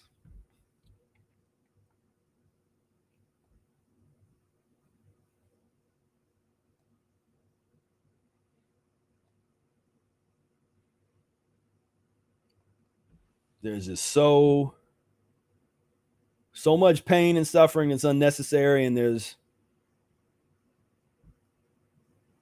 so much we're capable of, so much more.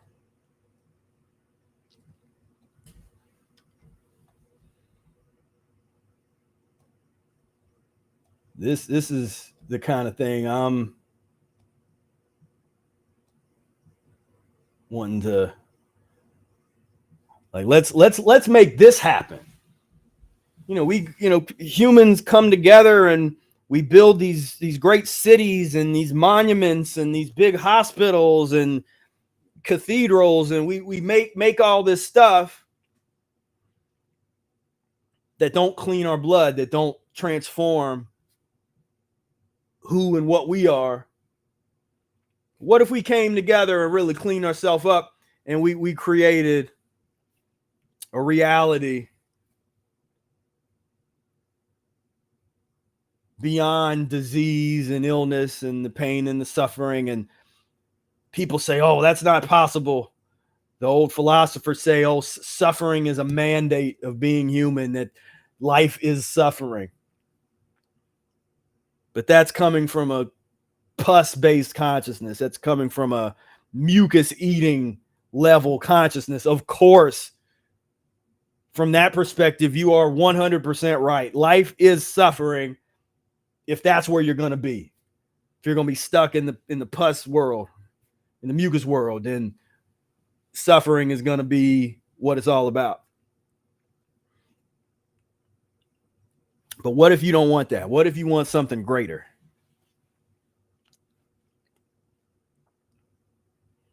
And that's what I'm interested in. I'm interested in connecting with others that want to make that a reality. Have the shared vision to understand that this thing out here, somebody else built this in their image. All this stuff was planned, from the way the cities work and the corporations and the local government to the state to the federal governments or the kingdoms, or like wherever you're living and whatever you're doing. All these things were designed by people a long time ago. And we, in our book club, we talked a lot about the Plato's Republic and Aristotle's Politics, and how these were visions of what certain people wanted to build and to create the city of pigs, cities fit for pigs. And that was designed. It was designed like that. So what's to prevent us from designing the city of gods, the disease-free city, the disease-free island, arid island? What's to prevent that?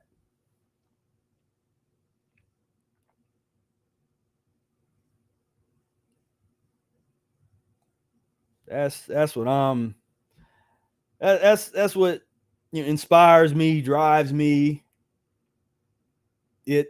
Because for me, the mucus diet healing system was the ultimate.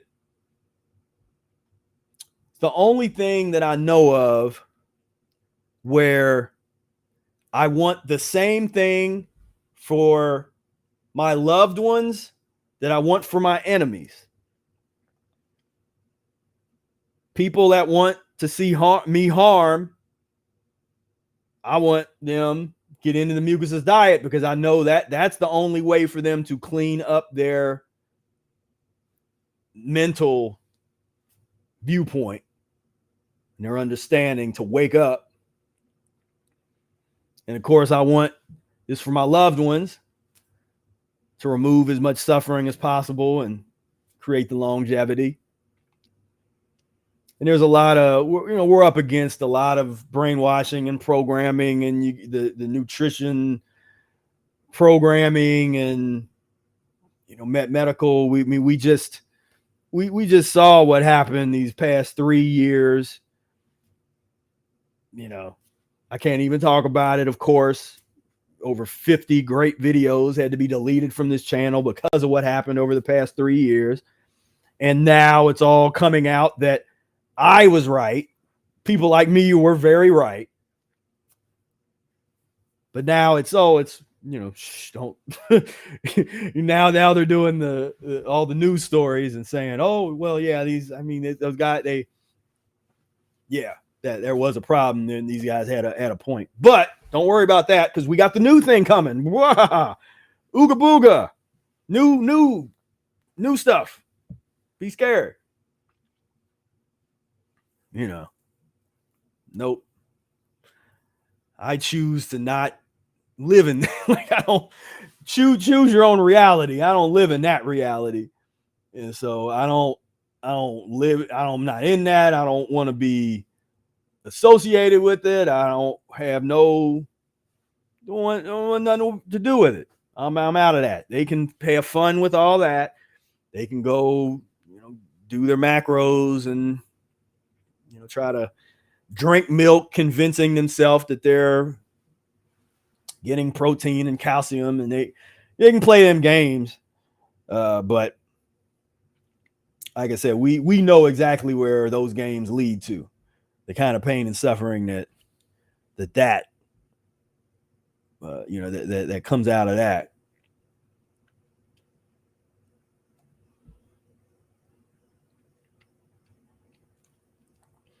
Because what's that song? Would you like to swing on a star, carry moonbeams home in a jar, and be better off than you are?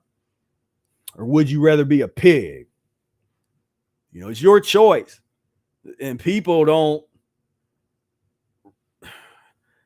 they do not, because a whole other level of consciousness, when you start to understand, you eat like a animal, you become that animal, like that. I won't even get into that. People ain't ready for that, but here it was. And I know a lot of people want the little island or the little small village, and we'll have that. You can do that, but there's a lot of people on this earth, so we got to create places that can house thousands and thousands of people. Do so in a sustainable way. Like we said, a lot of people, this is what they think. When we talk about arid island, they think we're talking about this when we're actually talking about this. Creating a whole different kind of situation with the sustainability. And all it takes is that little bit of consciousness, a little goal. And imagine we're talking about the Immaculate Conception. Imagine raising a child in that type of environment where there is no pus around, there's no McDonald's billboards, there's no weird animal like chicken mascots that are promoting a chicken restaurant. Like that's not a part of the reality of the child. I mean, what kind of peace and tranquility could that being come up in? That's something to look forward to, something worthy of effort, worthy of work, putting in the work. What are you willing to do to create your paradise?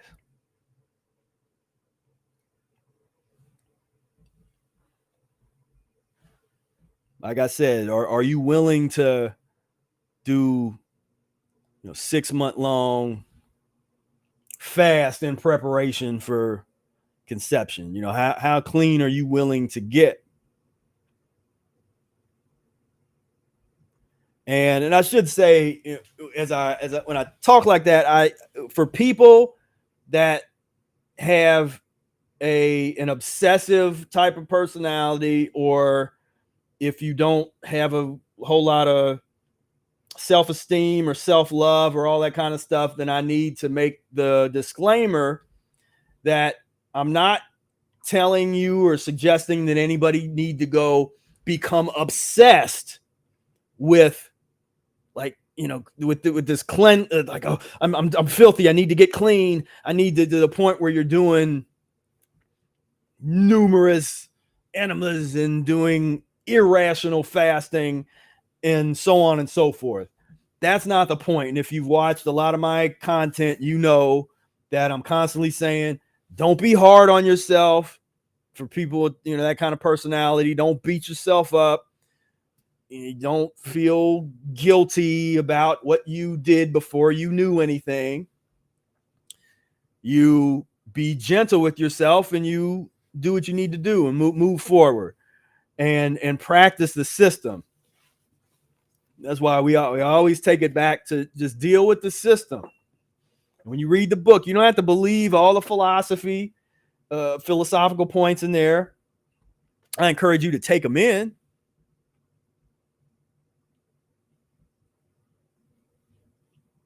But you don't have to totally buy into everything to be able to start the process of the practice of practicing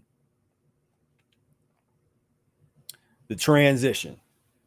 And this is in the skip to the back of the book, the section, A Message for Eretists, where Erit says, peace on earth, happiness and righteousness as yet remain a foolish dream. During thousands of years, God, paradise, heaven, sin, devil, hell, seldom found an interpretation that a clear, reasoning mind would willingly accept.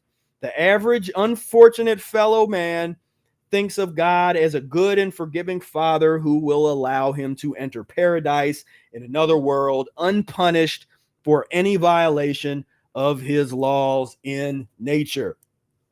I have proven for the first time in history that the diet of paradise is not only possible, good enough for degenerate humankind, such as we now are, but that it is the unconditional necessity and the first step to real salvation and redemption from the misery of life.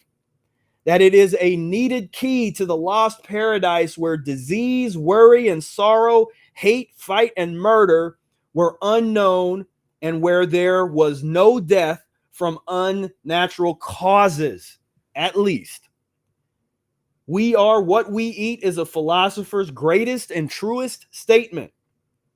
We must now see why civilization, all religion, all philosophy, with their tremendous sacrifice of work, time, money, energy, is and has been part guesswork.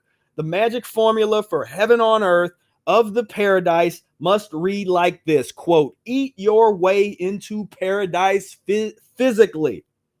But you cannot pass the gate watched over by the angel with the flaming sword until you have gone through purgatory, a cleansing fire, a fasting and diet of healing, a cleansing of physiological purifying by the flame of life in your own body.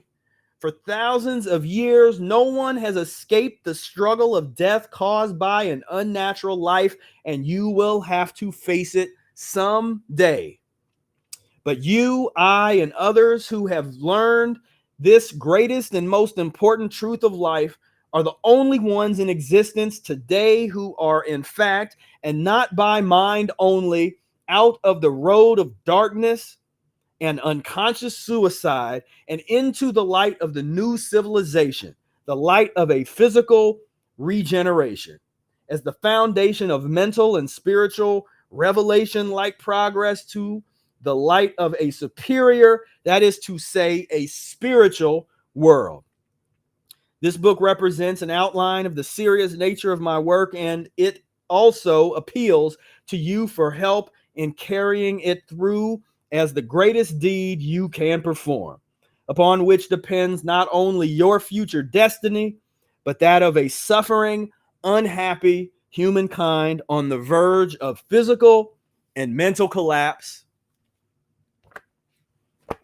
The Prophet Arnold Ehret.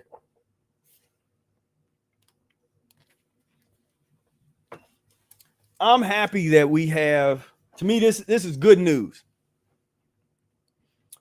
Man, over the years, there's so many times, and a lot of you can relate to this, you try to share this information with certain people or loved ones or friends, and they act as if this is horrible, horrible news, that you are, that this is just, that either way, it's either horrible and because you're leaving, you're getting out of the basket of the crabs, you're moving on into something better.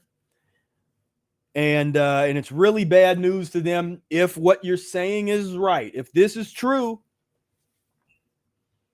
and we really can transform ourselves on this level and return back to a semblance of a paradise, and that paradise doesn't include Captain Morgan's and, you know, Bud Light or whatever the heck people are, Hennessy or whatever it is people are into now, and weed. I mean, that's the vision.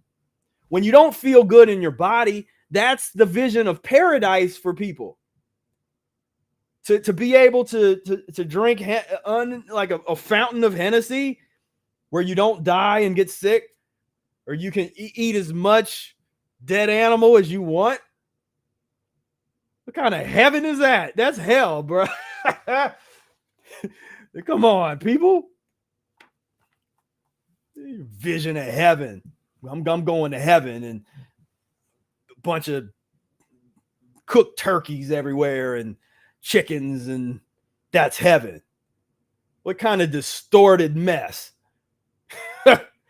You gotta, I mean, you really got, when that's your vision of heaven and paradise, you might want to go back to the drawing board, or at least be a little introspective and ask a few questions like, why do I think that's heaven? A bunch of dead turkeys and fountains of Hennessy, cake, and I don't know. And some people are into the virgins, and so all kinds of virgins all over the place, ready to, what kind of, come on. That's a pus-based hell. That's a hellish imagination. But that's where, that's what you're going to imagine. That's the consciousness when you are dealing with the death culture, dealing with the anti-paradise. I mean, that's like I was talking about earlier, vampires. I like to look at cultures, the mythology and the storytelling of different cultures. And I'm interested in immortal characters, wherever they're at, in different forms of mythology. They're in the Bible, they're in, from Egypt or Greek or Roman, whatever. I like the Norse, I like all those different mythologies, and I like checking out the immortal characters and that kind of mentality. But of course, in death culture land, we have people are obsessed with death-based immortal characters. Like, what's, like, when you look at just the myth of the vampire in the light of Mucus's diet healing system, you have, white as snow being that can't stand the sun, so not capable of withstanding the angel of the sun, that drinks the blood of humans,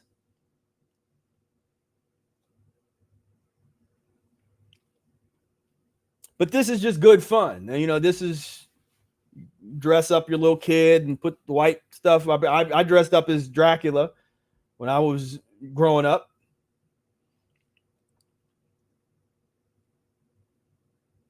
But as sober adults that are trying to raise our consciousness up a little bit, I mean, I don't mean to take away everybody's fun. I'm not the fun. I don't mean to be that. I like to have fun. I'm having fun right now. But the question is, can we have fun in ways that focus on a generative form of immortality as opposed to this death-based Dracula kind of immortality. That's all I'm saying. We have to create that. We have to create our mythologies, the stories that are meaningful to us, the stories and the characters that are meaningful to us, that resonate with us, that tell our story. This is what resonates with the death culture people. Which is fine. You know, like I said, I'm not, you know, that's great that you have a nice,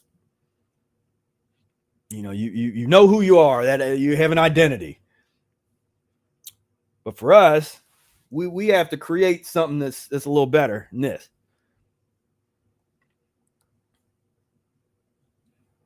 But that's the kind of, I don't know, I'm just, that fascinates me that it's like literally a character that is the opposite of what we're trying to do. It's like you have this character with this white skin and just, you know, straight hair and that just can't stand the sun, that feasts on the blood. It's a parasite, you know, feasts on the blood of other animals, that has to be killed a certain way, and it's hard to totally kill them.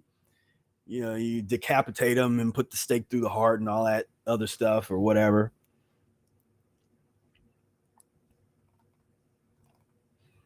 There was I never posted it there. It was this part.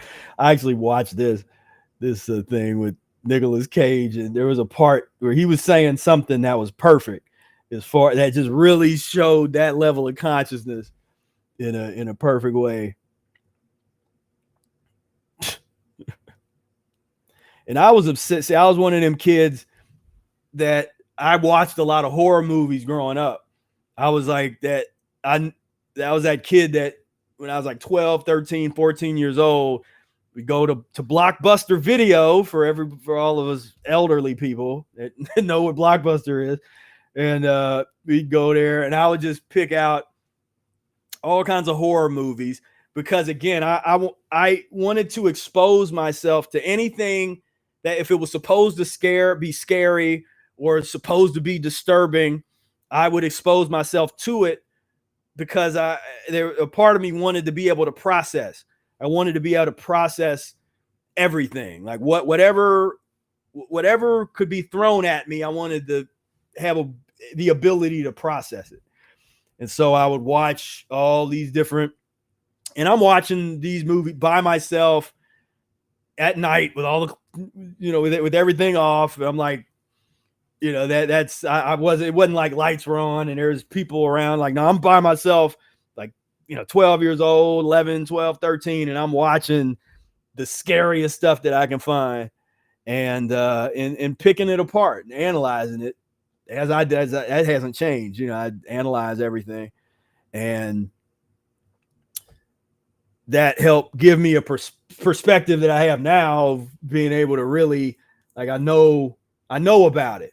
You know, it's not something that I was like, you know, some kids, if they grow up and they're kind of sheltered from things like that, then they get hit with the real world when they get older. And it's like, they actually can't really handle it because they had parents that was like, well, we're going to keep you away from all the bad stuff.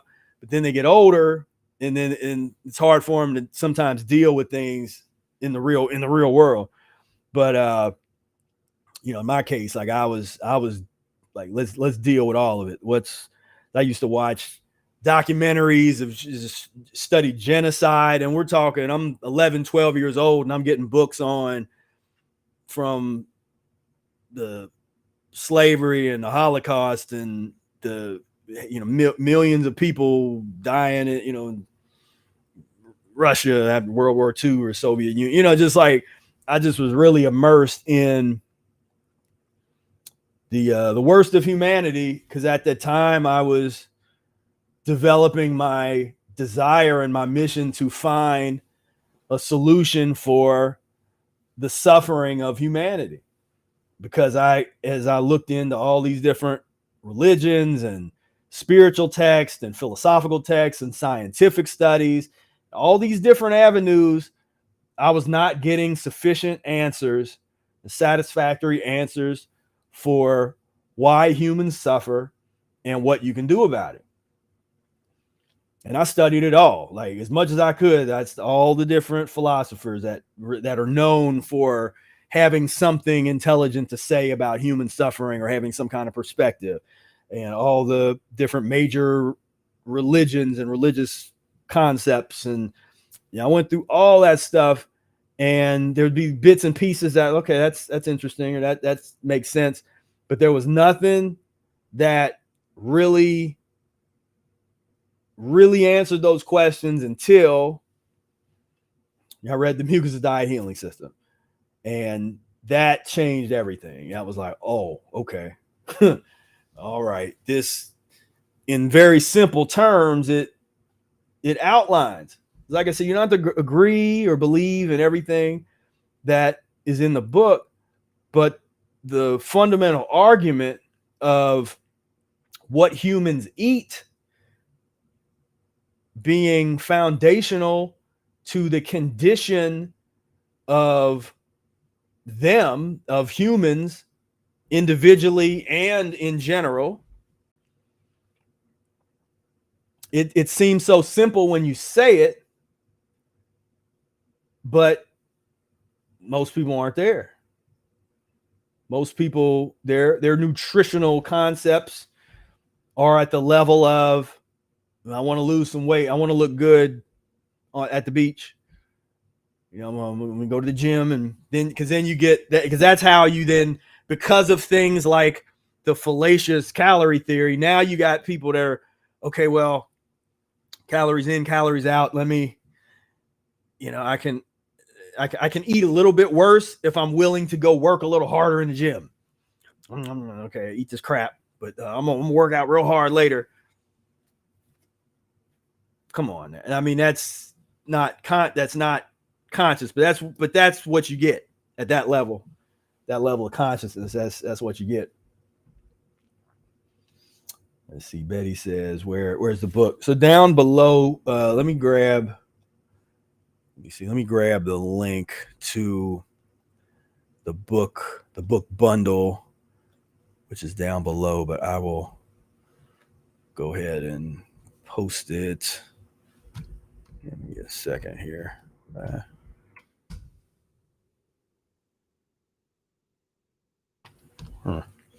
But in the meantime, you can go to mucus-free-life.com,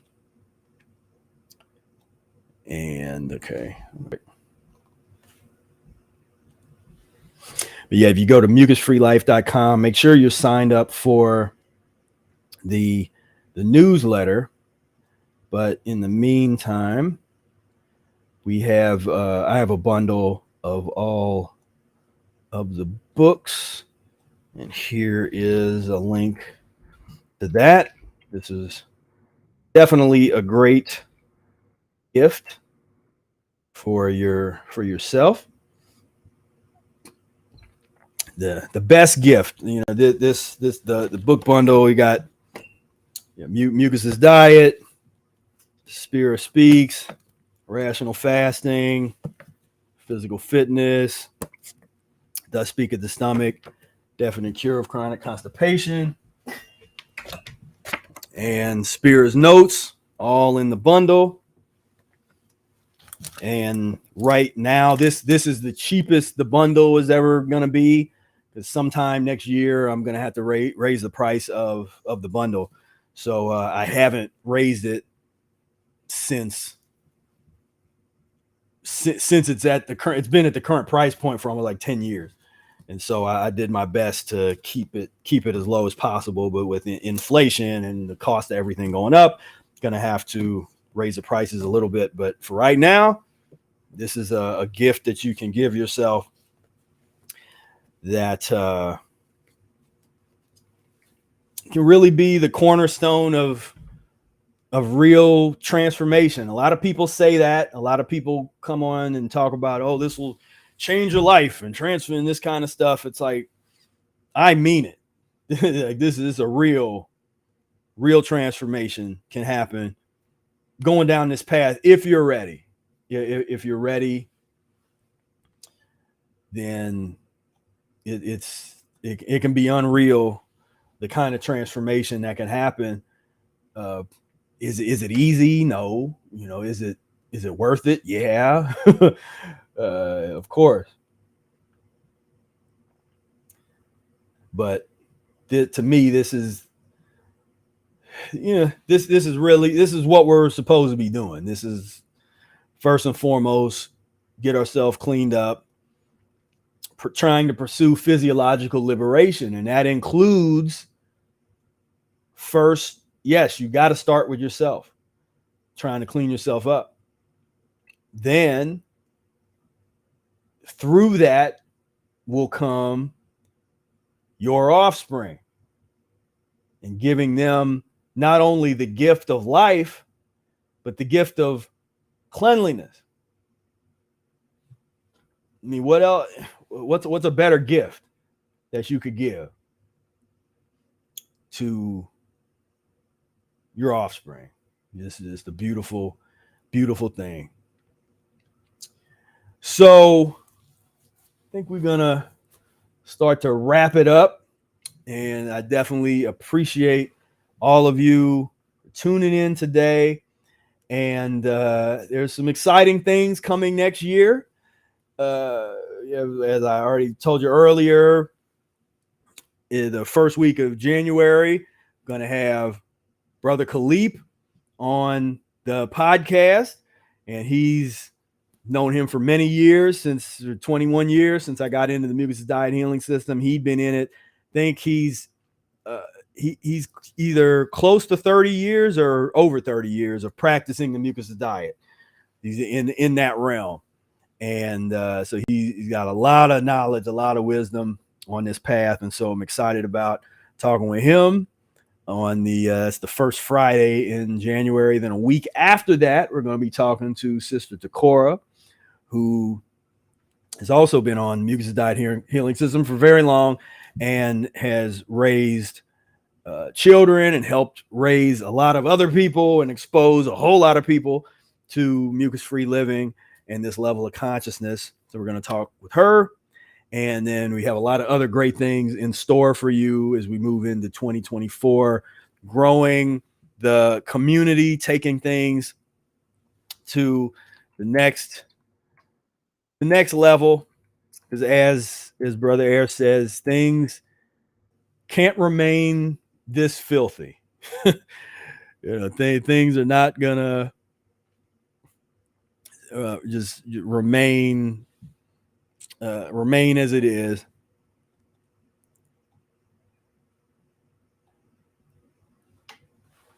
But this is we haven't I see Brady, we haven't updated, so I won't share that. I was going to show everybody just a sneak peek at Mucus-free social, just like a real quick little sneak peek. So this is this is like Facebook for healthy, aspiring to be healthy people. Mucus-free social. We got a lot of stuff. I'm not going to share too much of any kind of private discussion or anything going on. This is just the introduce yourself section, but we can look forward to the opportunities for more people to join. Because right now, a lot of the folks on here have been in the coaching program and the e-course, but we're going to have some opportunities coming up in the future for a lot more people to join. So, but it's definitely nice for us to have our own place to talk about Mucus' diet. Don't have to worry about somebody taking down our content. But so we will share a lot of that with you coming up. And Yeah, Brady says, Angel of Lemon Water time indeed. I'm looking forward to this. As like I said, it's been a good day of fasting for me.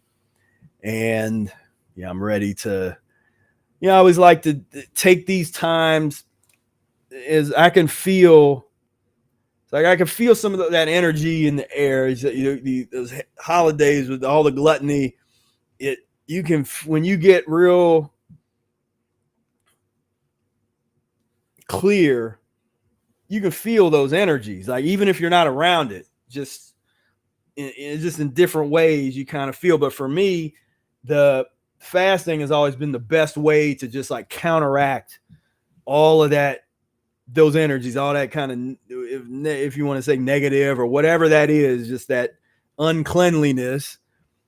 Counteract that, focus on the enemas, focus on the cleansing and contemplation, reflection, reflecting on the past, envisioning the future, getting centered, getting grounded. That's what it's about to me.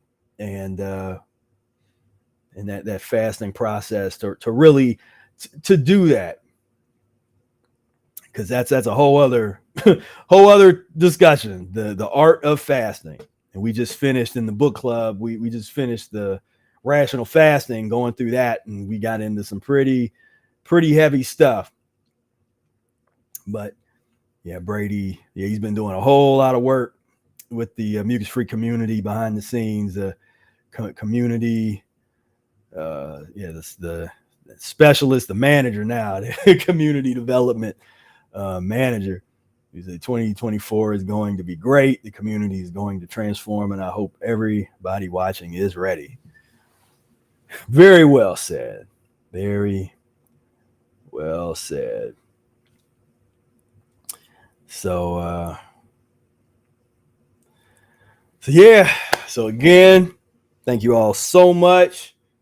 Tell a friend to tell a friend that mucus-free is the way to be. Clean yourself up. Make a path for your future family, for your future children, for your current children, for your parents, for your grandparents.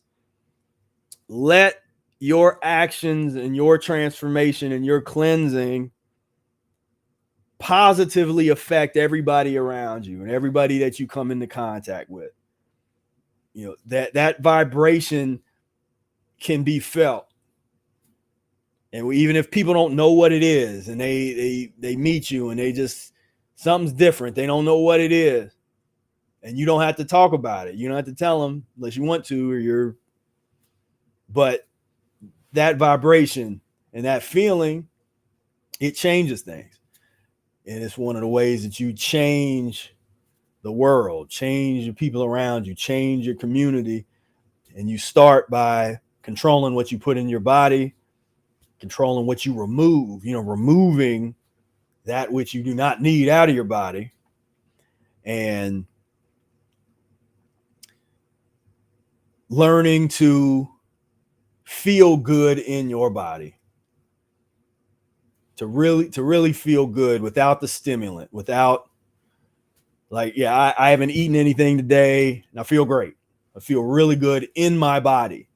I didn't need coffee. I didn't need pork tenderloin, or I didn't need any of that. I didn't need Coke and Mountain Dew and Red Bull and weed, cigarettes and tea and herbs. I didn't need none of that. All right, I feel good in my body. And I encourage everybody to strive for that, to feel good in your body without the stimulation. And when you can get to that, then you're opened up a whole new reality, a whole new vista.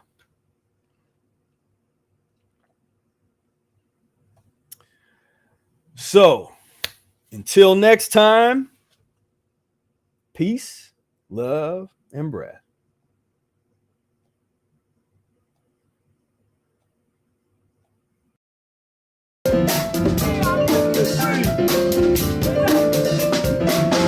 are mucus free. We are mucus free. We are mucus free. We are mucus free. We are mucus free. We are mucus free. We are mucus free. We are mucus free.